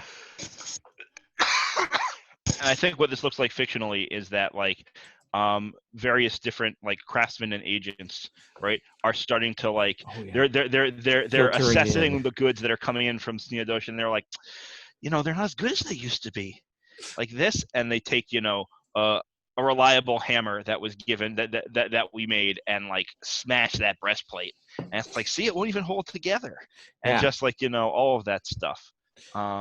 We get the montage of your people sneaking in over the mountains, coming down into here, blending in with the tradesmen. Yeah, exactly. Let's see how well that works. +0, probably not great, but we'll see. That's a 12. That is boxcars. That is a 12. I've never rolled the 12 in a PBTA game, and I've played a lot of them. That's so you will make the Sneadosh assets more less desirable. Yeah, that's and the pick. There's no consequences. Like this filters within the next few weeks very quickly. You have at your disposal the Contessa's people. You supplement that with your own, and we start seeing tradesmen that have come up from Sneadosh going away empty-handed, or going away with having to sell their goods off at a lower price, and they don't understand what's going on, and they're looking at the local goods now with a different eye. Right. And I think I call a meeting with the Sneadosh leadership, and I say, look, it seems like your trade in manufactured goods is not going as well for you as it used to. We have all of these raw resources here. You have those rare materials. Let's talk. Let's see if we can't open up the relationship between our countries. Let's have you roll grasp. Yeah. And I want to invoke. I think I've got the Contessa and the Licelli faction with me. Yeah. So spend that influence, and I'll give you advantage. Yeah. I'll spend that in a second. And it's roll grasp, right? What's my grasp? Yeah. My grasp is 1. And you've rolled boxcars, so logic says that you should roll high again. or snake eyes. That's a 3, but I have another die to roll. I forgot to roll the third die.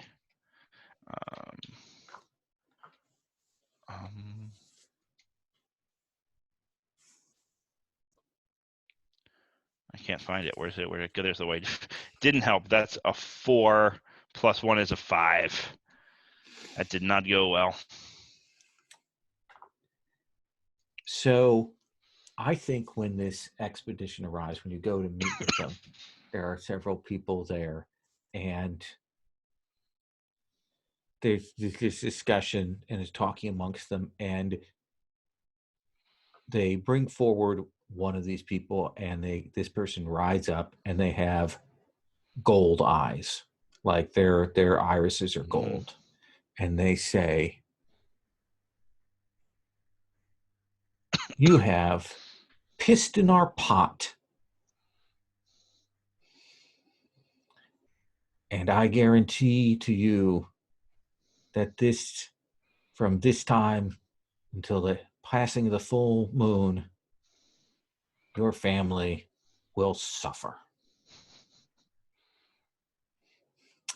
And they ride off. Where are we in the month?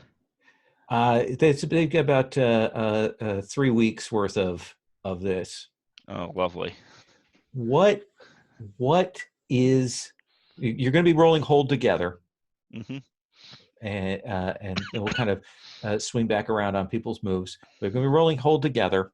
What is the nature of this curse that this fey-blooded noble drops on you?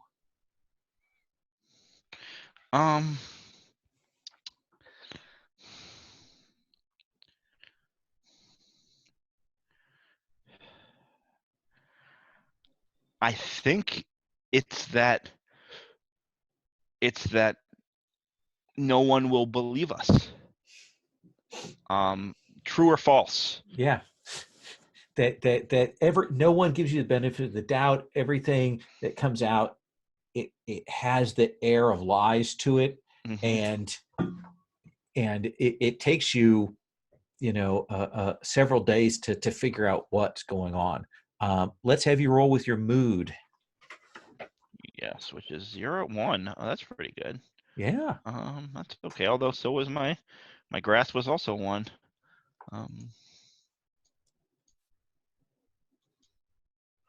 That is a 9.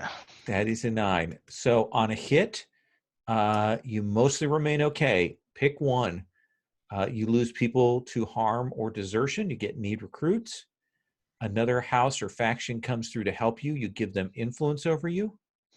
Or the danger hasn't passed so much as shifted into a different, more manageable problem. Say what it is. I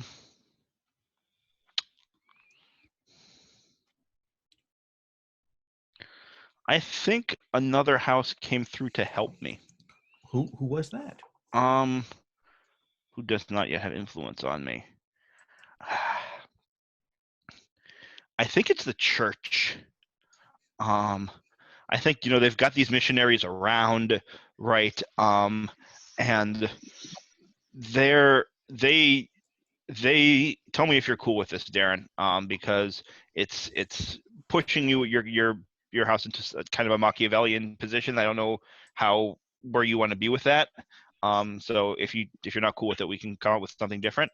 But the thought is that, like, even though they don't believe my lies either, I'm cursed, right? Like, it is in their interest to have the representative of the kingdom in this corner of the world be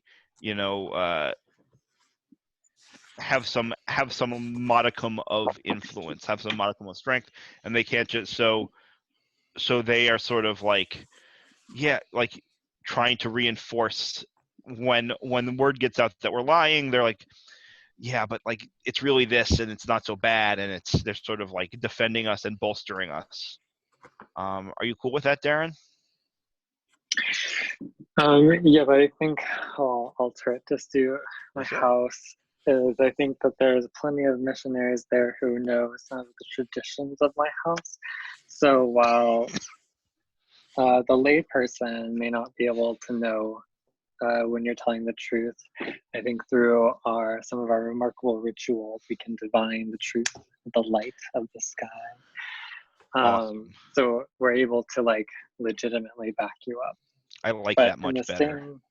In the same stroke, I'm going to pull my own move. And for going after those rare materials that the Arbiter specifically wanted my house to go after, we're going to condemn you as sinners for being bad neighbors. So I'm going to take a hold on you. And you've also got influence on me. Yeah. Mm-hmm. Sorry, I don't. Nice. Can you just explain what you did, because I don't quite understand it? Yeah, no problem. So every house has like an influence move. That's a way to get influence. So the churches is when I publicly condemn a group for their sins, hold 1. And then when I absolve you of those sins, I can spend that hold to get influence on you. Got it. So you've got the hold now, and you've got it. So it's a way to regenerate the influence after you spend it. Yeah. Awesome. So fictionally, it's just like in Sneadosh, writers running out with messages everywhere saying basically you're untrustworthy and you're a backstabber. I'm just confused, because isn't that the opposite of how you gain the influence to begin with? So you start out. I'm just fictionally trying to figure it out. Are they like? And there's two things. I'll still back up your hold, but in the Arbiter's court, I'm gonna spread the message that you can't be trusted to Got stay in your lane. Got it. So I'll say Awesome. like, yeah, you're still good here in Sneadosh, but like everybody else, watch out. Got it. I'm trying to like usurp your goal here. Awesome. All right, cool. I love it. I love it. Let's swing back to the horse lords, I think. With the plains are burning. Yeah. And Ekaterina is. How does Ekaterina feel about that? And you have to probably fall back to Licelli to regroup. Yeah, I think probably the followers, the scouting party that she is with, is drilled, so they they have something like that. They do not panic or break. Mm-hmm. So even though the fire catches, the actual scouting party manages to like respond well, and the horses are all canny as well. So they managed to, I think, clear all of the people pretty safely. Mm-hmm. And they are trying to clear also, any valuables, trying not to lose too much in the fire. But yeah, you certainly Katerina like removed is perturbed, yeah, to say the least. So that stratagem didn't work. Yeah. What would be your next approach? Give up on that, go to a different area, try to investigate and find out, try to use subterfuge. What do you think would be the shift here now? So I think that what every person, no matter what, has on them is their horse and their bow and their own personal equipment. Mm-hmm. So I think they are going to form a band to hunt down whoever did this. Right? They're going to try and track down the perpetrator. They're going to investigate where the fire came from. There are tracks. And see if they can't get payback for this. So that seems like read the wind to kind of locate these people to be able to then apply force. Yeah, I think so. Yeah. Okay. Then you go back in. You double down and go back in. Can I do something here? I would like to lend aid. Since Okay. we've established that one of my singers uninvitedly follows around Katerina to tell the stories. Mm-hmm. I'd like to lend aid to this effort. And Okay. I don't know if I'm gaming the system too much. No, it's perfect. But to also be using my influence move to try and show these step riders, these horse lords, how the land can speak to you no matter what. You may be in a different place, but the land will always hear you. I'm willing to not get the influence. I don't think you'll get that, but because I think we've got in that lend aid mechanic, we've got the mechanic for kind of restoring that influence. Right. So mechanically how this works is you clear the influence that you have on them to assist. Mm-hmm. And then Josh, when you go to roll, you're going to roll 3 dice, but the extra die should be a different color. All right. And that's the die that they gave you. If it comes up the highest, then Tyler's family will regain the influence they have on you. Right. And there's the fictional, what they're doing to help you. Mm-hmm. Yeah. All right.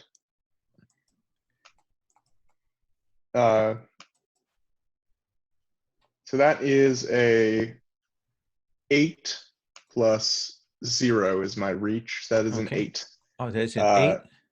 And the influence, the aid die was middle of the road. Okay. It's not the So highest, not the lowest. what is the what is the question that you have? You want to know where these guys are? Yeah, like what are the movements of the saboteurs, Absolutely. I guess. Then Tyler, would you please mark on your map, because you're the ally involved, where this saboteur camp is? And essentially it's to the west of the river, anywhere in that land. Gotcha. Then I will mark it. Let's see, a nice saboteur looking thing. Ooh, I like that. That's a good one. We'll put it. Let's put it there, and then it's got to shrink because it's huge. You're all good. And then I will do a fill bit. Yes. And since it's all nasty, it'll be that color. Okay. It's still too big, though, ain't it? Yeah, I can shrink it if you want. There we go. Got it? Okay, yeah. So tell me, Tyler, what is, these are old freedom fighters who fought the Empire, and now they believe that the Arbiter's people are coming to take their lands. What is this holding? Because these, I think, were people, like, our land fell to the Empire. These fought against the Empire, and it was never really a place the Empire felt confident was their own. This was frontier. This is the Empire's Yugoslavia. Okay. Yeah, or, up there beyond the Hadrian's Wall sort of feel. Oh, yeah. Okay. And I think what we have here, what sort of people these are, is they're very clannish, very dedicated to like these very intricate, long-standing, generation-long family ties between them all. And so it's, if we don't know you and happen to be related to you about 3 times over, we're never going to really trust you. You're just somebody coming to take advantage of us. If that is the case for the character of these locals and the like bard from the skald from the teachers is telling, do we know that about them? Yeah, I think you would establish that in the course of this. Okay. In that case, I think that fictionally it might make. I think fictionally the way that Yekaterina would approach this is then to leverage the fact that she herself is of the royal blood of the steppe, and of this incredibly like respected and long-lived ancient heroic lineage of people who are historically, rough riding and warish, and they raid the civilized folk. And I think I have some character moves that would be appropriate here. Let's take a look here. A little bit of, well, maybe we are related, Uncle blah blah blah 6 times so back. I have like I have Walker of Ancient Paths, which would be sort of if I were positioning for attuning myself with the land and then becoming one with it. And I have Know Your Adversary, which I think makes more sense. I tell you what, I think that those fictionally, if you want to try the essentially another version of Seized by Force, this time you're using the hereditary claims and so on. You've done the research. I think that will give you advantage on trying to seal the deal. Does that seem right? Yeah. Okay. I think that is what's going to happen. She's going to try it again this time. She tracks them. That's the militants in the hills down with the pack, and she like approaches them with her hereditary or with her heraldry, like on display. And she introduces herself as of the royal blood, and I'm going to roll. So it'll be braver. Not bravery. It'll be grasp with advantage. Okay. There's almost no chance you could fail. Almost no chance. Naughty, lol. Naughty, naughty. Dangerous Knocking on last wood. words. That's a wood desk. It counts. And that is a 14. Or Well, not 14, sorry. That is a 12. 12. So that is great. So you still need you're going to get the livestock, but you need to choose one of those things from claim by force. I think it's the first one. It's not completely yours yet because I'm not evicting the people. I'm sort of convincing them that the steppe people are honorable. So I think they are staying on the land, but they are going to let our people pass through it on the grazing track. So are you tying your scouts to this resource then? So it's it's not completely yours yet. The forces you use must stay here until the start of the next season. Yeah, I guess my scout resource then would be here. Right now your military is committed to here to get this cemented. Yeah, absolutely. So I think that makes total sense. If you're attacked elsewhere, it'd be bad. Just saying. It would be bad. Okay. But this scouting party is committed here, yeah. But you may now erase your livestock need. Okay. Dudushka, Trieste, who wants to go next?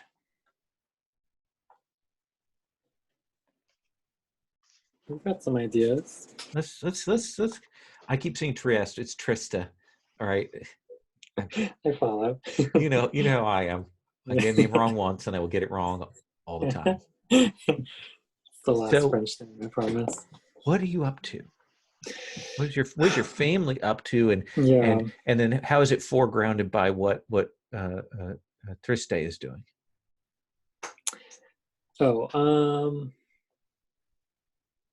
Okay. Well, if we want to stay in the Sneezer region, I have some influence, some debts I want to claim. But okay. I also do you want to just do the debts because that's almost bookkeeping-ish? Yeah, sure. Let's do that. All right. The horselords are going to get a visit from one of the lords temporal,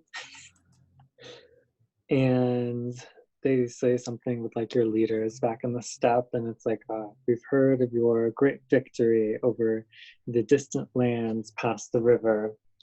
Perhaps in these joyous times you too will feel giving and support the church, and I would like to claim your land surplus, please. Now, here's how this works. This is a diplomatic thing. You owe them a bit. What move is this exactly? Sorry. Call in a debt under thank you. House moves. See it.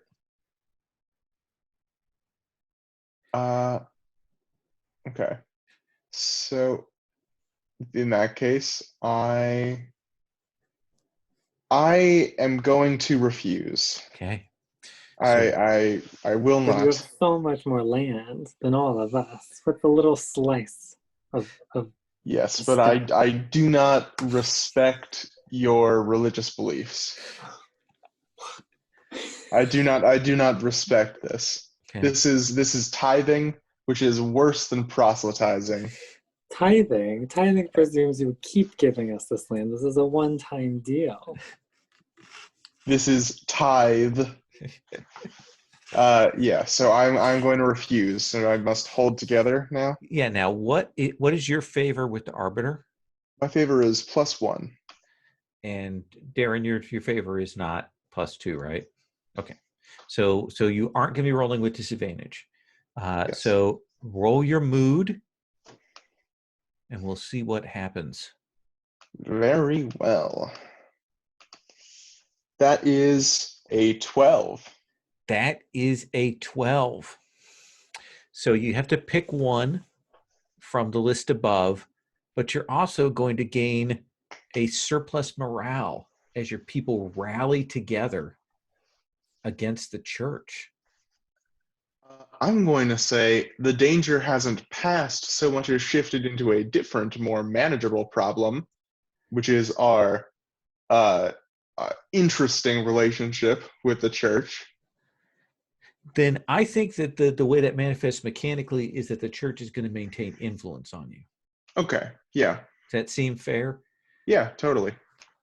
Like the push comes to shove, they don't agree, but neither is that debt fully expunged, and it's kind of hanging out there like a cloud. Yeah, I think that makes total sense. Darren, you cool with that? Yeah, I'm good with that. Okay. Yeah. The churches come knocking, and we Next time we we won't come rallied knocking. together to fight them off, but now if they come back, we definitely do owe them a big one. What does Triste think of that? Like, I want to know what does he care? I think he would, but I think Triste is very singularly focused on hunting down this legend. At this point, he's in a whole other country. He feels like all about the weird. All right. Mm-hmm, mm-hmm. Let's come back to our seekers of ancient lore here. How do you want to handle this? I think that on the house end, I think the house is aware that Valdemar has kind of taken control in that city area, and they've gotten word back from, if not, certainly probably not from Dadushka, but from the followers he has that would have filtered up, that he's located where the person we're supposed to find is. So we're going to call on the House of the Forgers, because the one thing we don't have is the means of extracting this guy, and we need help. So you want to do this? It means like you're gonna kind of try and use bigger force to do this rather than. Yeah, I don't think there's sending Dadushka in there by himself is possibly a successful action, but is probably not what the house would want to do. Sure. Yeah. We could zoom in on that, but I think it makes sense that your house would be a little skeptical about. Right. That's what I was wanting to question, is if you wanted it to be a zoom in dealing with this guy. I'm good. I'm good with this. So tell me what is it Dadushka that, or is it some agent from your house that goes to Valdemar and says? I think it's an agent. Dadushka's still down there, probably sneaking around the forest trying to find this guy, doddering around on the lanes. But I think someone from the house will come to see Valdemar.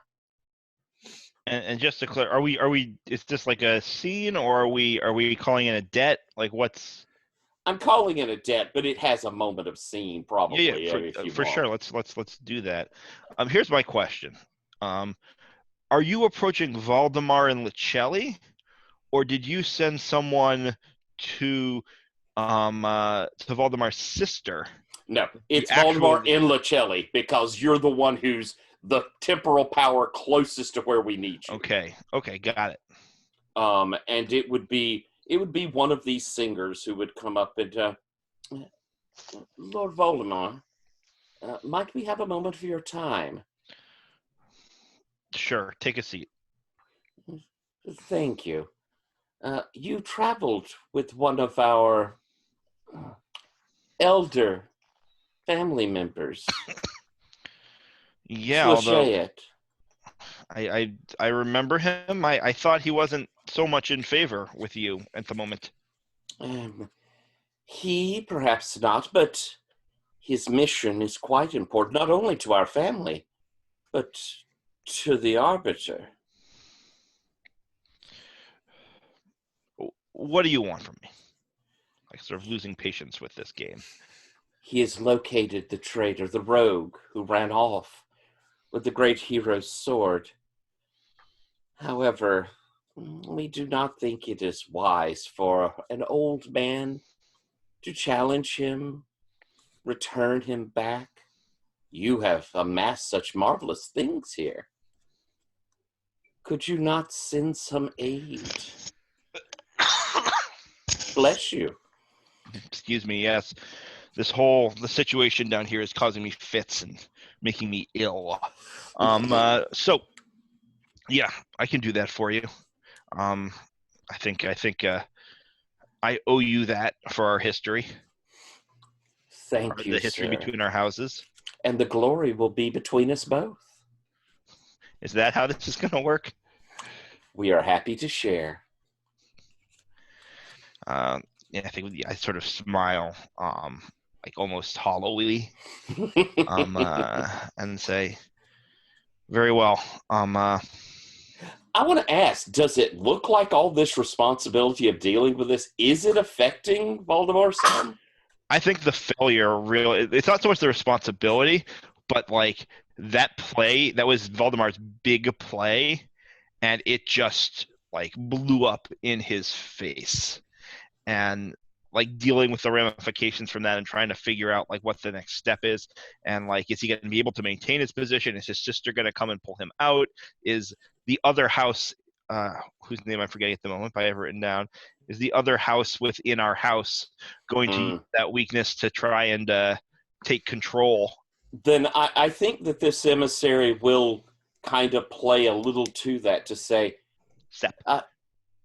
we'll play a little to this to say, I think that this will rise both of our houses up in the estimation of the Arbiter. I certainly hope so. All right, so I've called it a debt. I have marked off my influence. So there are two ways that we can play this, I think, because right now the lend aid move doesn't really doesn't feel right for this, because they'd spend the influence, or I mean, do you? Well, I think I called in the debt, so I'm getting them to back me up. Right. So from the call it a debt, what does that do? So I look here at they don't have influence on you. So I think there are two ways that we can do this. One is, and you can tell me how we do. One is that we say that Voldemar provides the assistance. You roll with advantage, and if you do badly, they suffer along with you. Alternately, and this is for Jesse to decide, you could essentially, we could have you do it like a subterfuge move to set up to give Tyler advantage, and do that sort of separately ahead to do that. So I was leaning towards the first option mostly, just to be completely transparent, because I think I might want to try a subterfuge move to grab some of the glory, more of the glory for our house. Okay. All right. Recover some of that lost. That seems good. So Tyler, you are going to roll claim by force. All right. With grasp. With advantage. With advantage, thank goodness, because my grasp is not good. All right.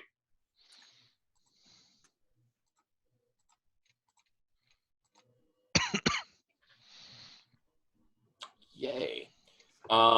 So I take the two highest, which gives me a 10, minus my 1 for grasp is still a 9. Oh, I was so hoping you'd fail on that. I know you were. I was. Like, I mean, I could taste it. We've had a lot of fails here. I was going to take it. I was going to put it on this hard move shelf that you built me, and set it off. There we go. So claim by force on a 7 to 9, you have to choose two things. Let's see.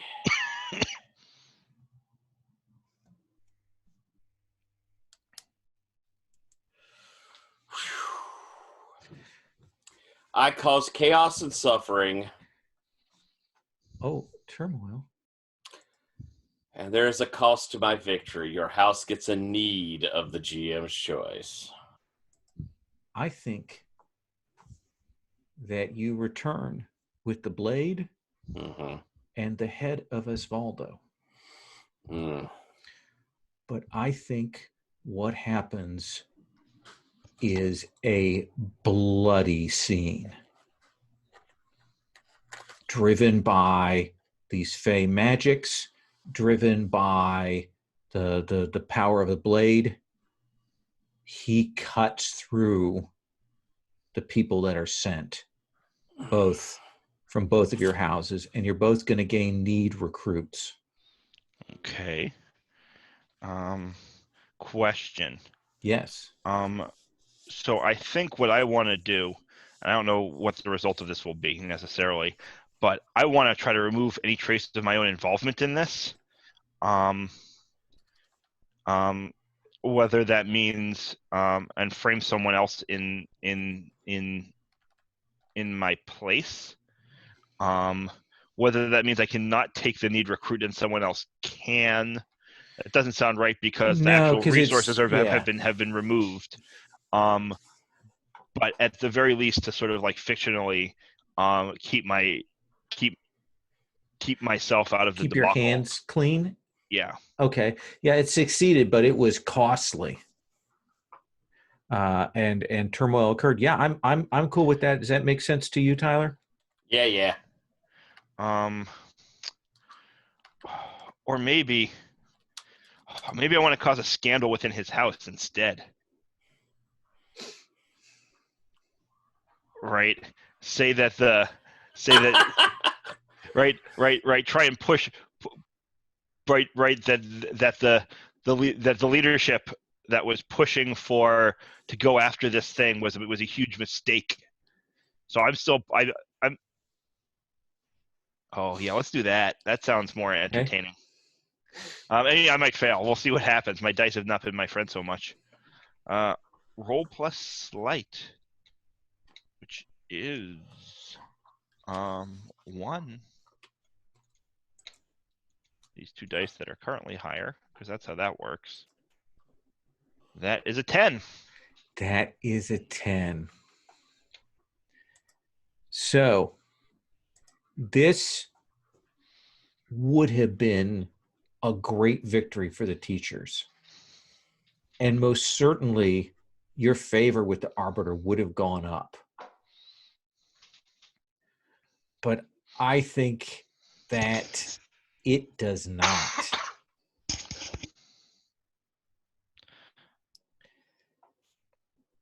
Does that seem like a reasonable way to read that? Here's my question. Sure. Does do the forgers still get some of the glory from this endeavor, or are we saying no? I think you're canceling us out, aren't you? That's kind of what I was trying to do. Right? The idea was sort of like you're now fighting over this thing, this sword, whether it was the right idea, whether the loss was there, and I'm just sort of sitting there. Look, we helped out. We did what we could. We got you this resource. Yeah, I think you keep your hands clean. Mm-hmm. You don't gain advantage from this, but you definitely push them, off the wagon as it's going downhill. Okay. So a zero sum we got. A zero sum. Awesome. But Osvaldo's the warden Osvaldo has been dealt with. Mm-hmm. The house probably is pissed. Jadushka probably is like, oh well. And actually, he was shocked with all the blood. Was he there? Did he? Oh, he would have certainly been there. Yeah, he would have seen this and been. I imagine Jadushka coming onto the scene after the fighting is done. Oh, right. Yeah. It seemed like the house was trying to keep him out of it. That was sort of how you framed it at the beginning. Maybe he's the one who finds the sword in the head. Yeah. He's still in that guy's grasp, his dead body there, and he has to take it and go back home. It's so heavy, and it is so covered with blood. You're tempted to wash it with the water that you have, but you don't. No. And again, it makes me look to my own house and doubt what they've done. They didn't trust me to handle this. Jesse, I'm going to give you last house move if you have something you want to do here. Yeah, I think I want to clear up some of these needs, or one of these needs. Okay. I think I would like my mood. Right, that's how that works. When you gain a need, you lose a mood, and when you clear one, your mood is you subtract your needs from your surpluses. Got it. So yeah, I would like to clear a need.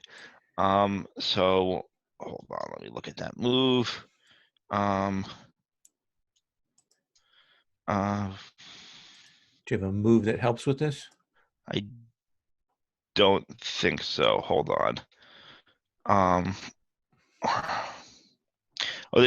Sorry, how do you get rid of a need? Oh, okay. So typically what you would do is there are a couple of times when like when opportunities are put during Turning of Age, people put new stuff on the maps and then people go and grab them. But the best way for you to do this is to do Read the Wind. Got it. And I will do that. And we'll figure out what kind of surplus are you looking for? What need is it that you're trying to clear up? Got it. So yeah, I will do Read the Wind. And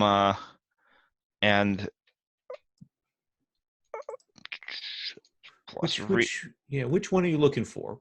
I want recruits. I think I'm concerned. I've lost basically what little garrison I had in Lacelli. I no longer have my influence over the Arbiter's forces there, and I need to make sure I have some people. Okay. And so roll those dice. That's a 2.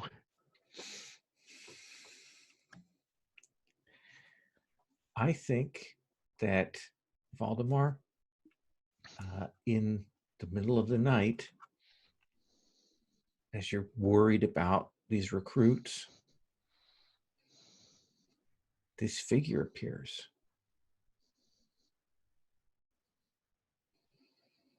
And it says, handsome, striking, potentially unearthly. It says, you need help. You need to refill your ranks.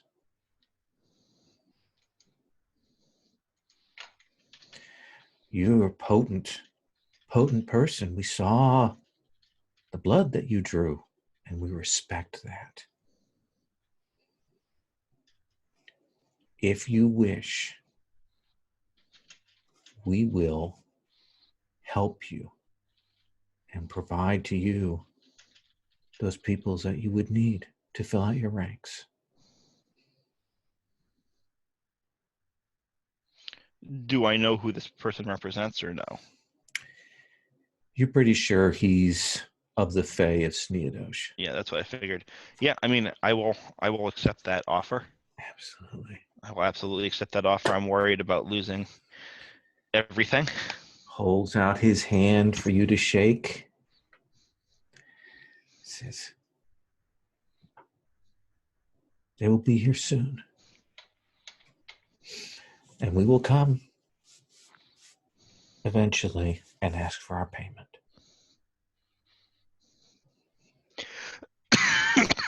And I think that's where we're stopping tonight. But you can erase need recruits. Wonderful. I'm excited for that, for when that debt's going to get called in. That's going to be amazing. Do you mind taking a minute or two to do Stars and Wishes here to talk about that? Let me take a slug of my Coke here. My throat's a little dry. Give me just 2 seconds and I'll be right back. I can hear y'all.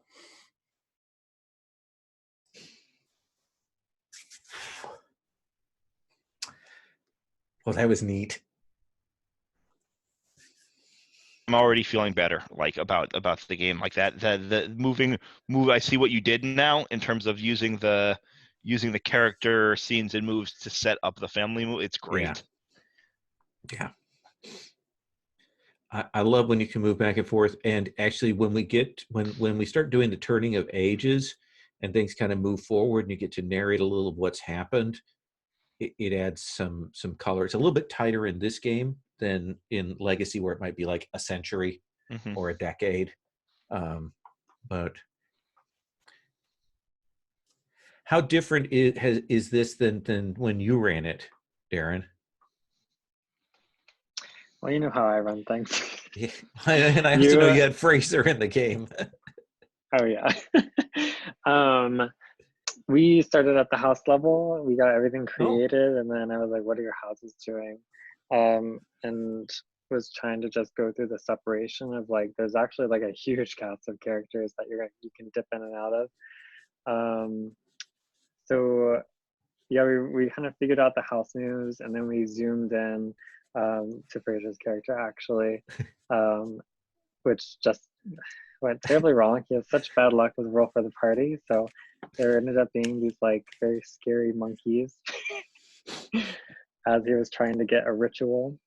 Yeah, it was a lot of the same questions, because I think there was one other person who had played Legacy, so it just takes a little moment to like grasp zooming in and out, and then like what a house moves look like versus what a character moves look like, right? When you're acting like moment to moment as opposed to like week to week or something like that. Yeah. Let's do stars and wishes. Stars being things that you dug, things that you really enjoyed, character moments, your own play, stuff you like from the system, and then wishes being pointing towards things you would have liked to have seen more of, or things you definitely want to see next time. Like I'd like to see this. I'd like to move into this coming forward. Darren, can I start with you on this one? Mm-hmm. Yeah. Let's see, stars. Where to begin? Well, as always, everyone's character work was really great. I think everyone has embodied their characters really well. It felt very like engaging this session. And then I also liked, though, the new thing. I liked seeing the houses agendas, the agendas of the houses sort of take off, and then how they differed, right? Like I really liked being able to look at a whole different agenda from what Triste is doing. And then I liked seeing, especially with like Voldemar and the Forgers, how like very in line the character and the house are at. That was really cool. I'm very excited to see like the Dushka and the Dushka's doubt with their house come up, and looking forward to pushing the horselords more. Because I want that land. Yeah, I think those are my stars. I think there was a pretty good exploration of the system, so it was cool seeing all the moves pop off. Wishes you want to point to? Yeah. I have so much to do at the house level, so my wish is to be able to zoom out more, or like stay at the house level. And I'm fine with like the zooming in and out and that mechanic, so I'm cool with doing both, but I'm definitely probably going to push more for some house stuff right now. Yeah. I think we're going to check in next time at the beginning whether we want to move the season forward, and we'll definitely stay at the house level for a bit then. Yeah. I'll take that jump though. I have so much to do before the season changes. Actually, a season change will probably be good. Yeah, might be, because you get then 3 more seasons before the court comes around again. Get stuff. Doesn't the court come every season? Is it every season? Oh yeah, the court comes every season. It's the Arbiter's project gets resolved every 4 seasons. Yeah, that's what turns the age. Well, yeah. Oh, are you doing a time? Because the way I understood it was the age changes when the project is done. Oh, that's right. And then we check and see. That'd be interesting if it was just a year. Yeah, I'll check on that. How we do that, because if the project hits 5 progress or it hits 5 doom, which we don't have notes on either of those, but we'll start working towards that. Okay. Yeah, I have so much to do with my house level. I gotta get surpluses to the Arbiter. I gotta mess with other houses more. I I gotta mess with NPC factions. Yeah. So much. We got some NPC factions for you to play with, so that's good. Mhm. All right, Jesse, stars and wishes. Okay, stars. Number one, lol, I love your moves on 6 minuses. Like every single one of them was golden. And even on like, I mean, the way you turned that partial success that Tyler rolled towards the end there, right, into, yeah, you it didn't feel like a partial success. At least from my perspective. I don't know how Tyler felt about it. Like I think like just consistently like awesome moves that are pushing the story forward, putting us in interesting places. It's love it.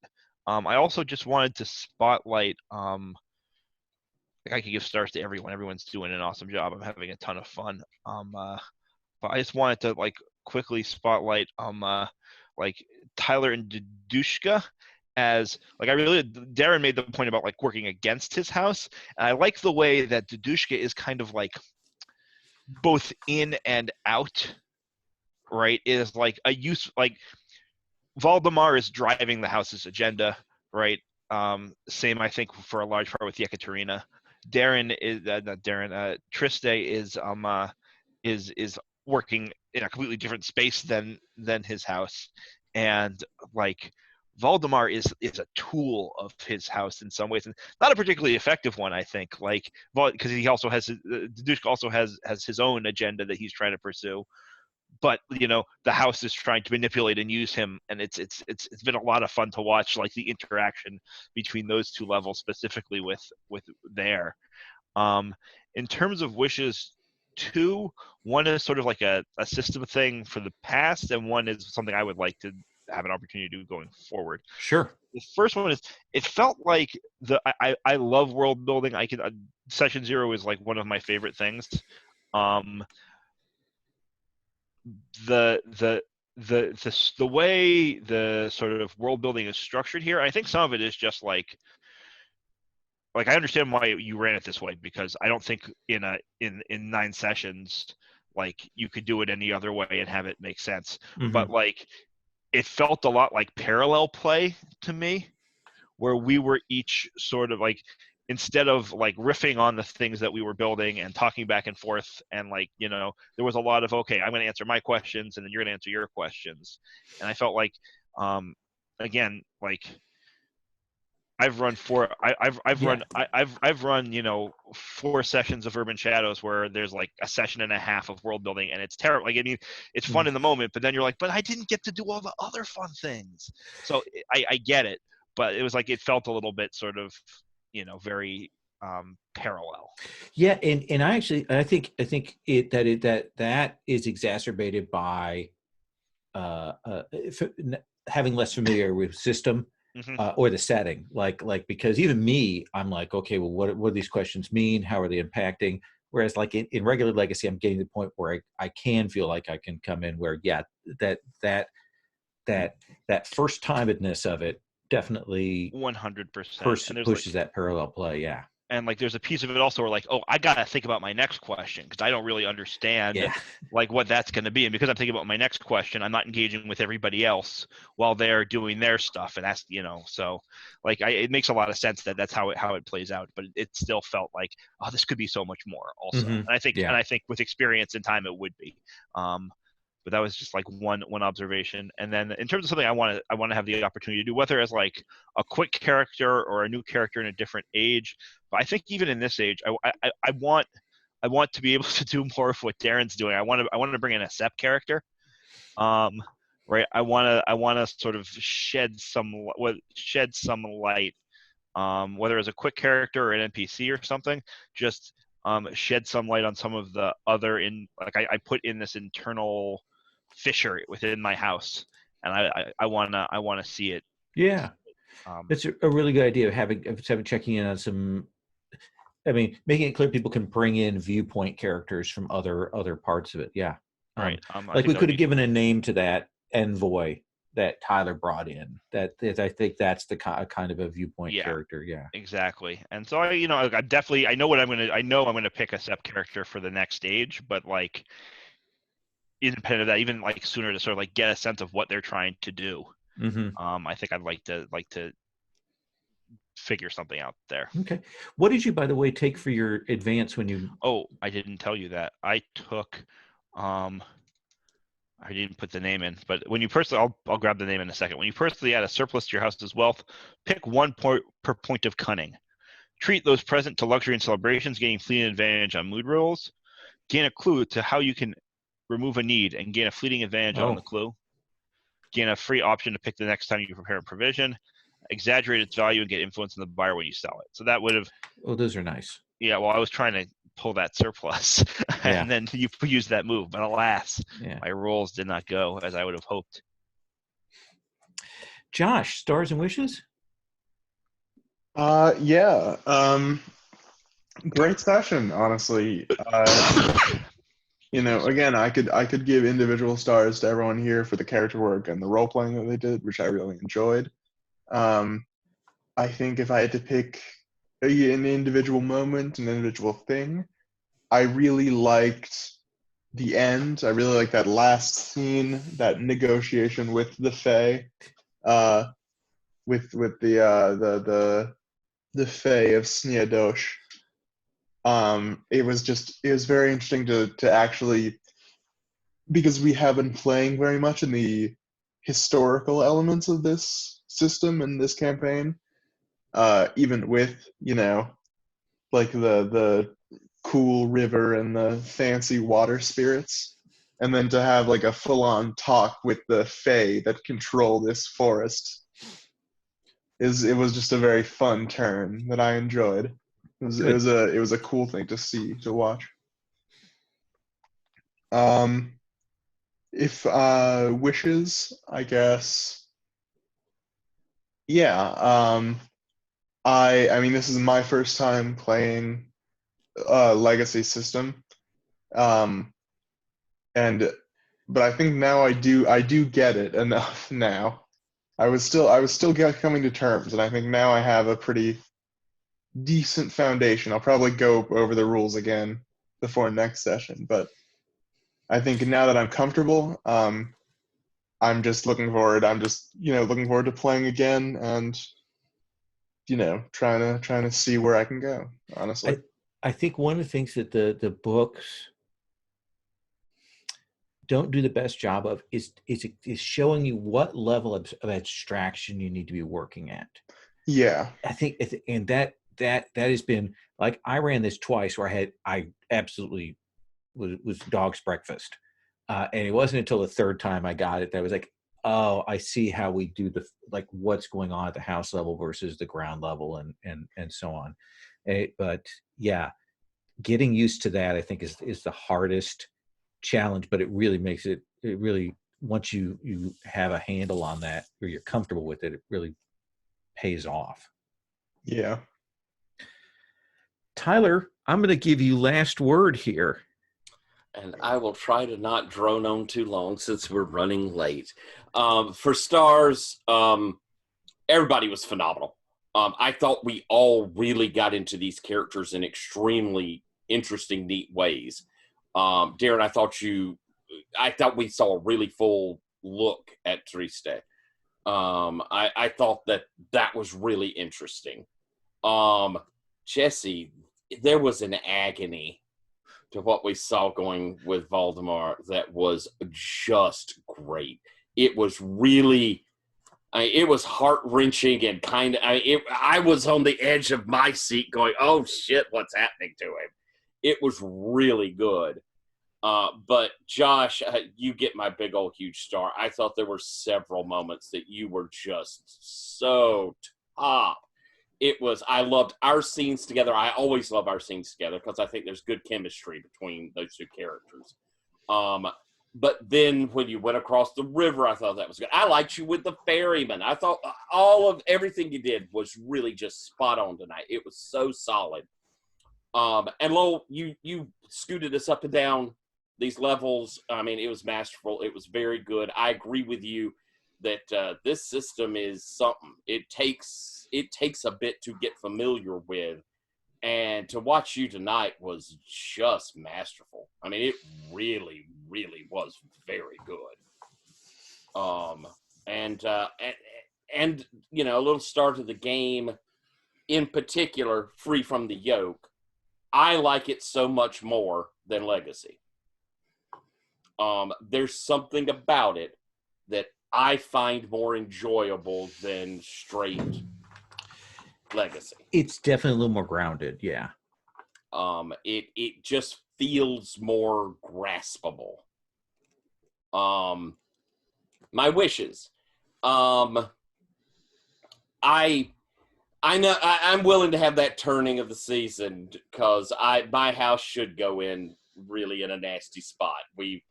I feel like we did good things, but I can deal with us going in from a nasty spot. We're not quite below -3, thank goodness. But I do wish I want my character to have another moment or two to play with that, dealing with the spirits and hitting that kind of chance to, because I would like to get a ritual out of him.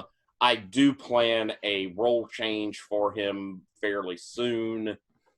So when we do the shift over, I want to get some chances for that to happen. And then maybe see something from the house trying to get itself out of the hole, because it really needs to. Yeah. Yeah, it'll be a couple of holding courts before we actually do the big turning of ages, so you have plenty of opportunities to do those scenes. So Cool. Oh, so good. I had a very good time running tonight. I enjoyed everything. Everybody leaned into their stuff, which is dynamite. So I had a good time. If this recording actually works and I get it uploaded, is everyone cool with me putting it up? All right. Then I'm going to stop the recording.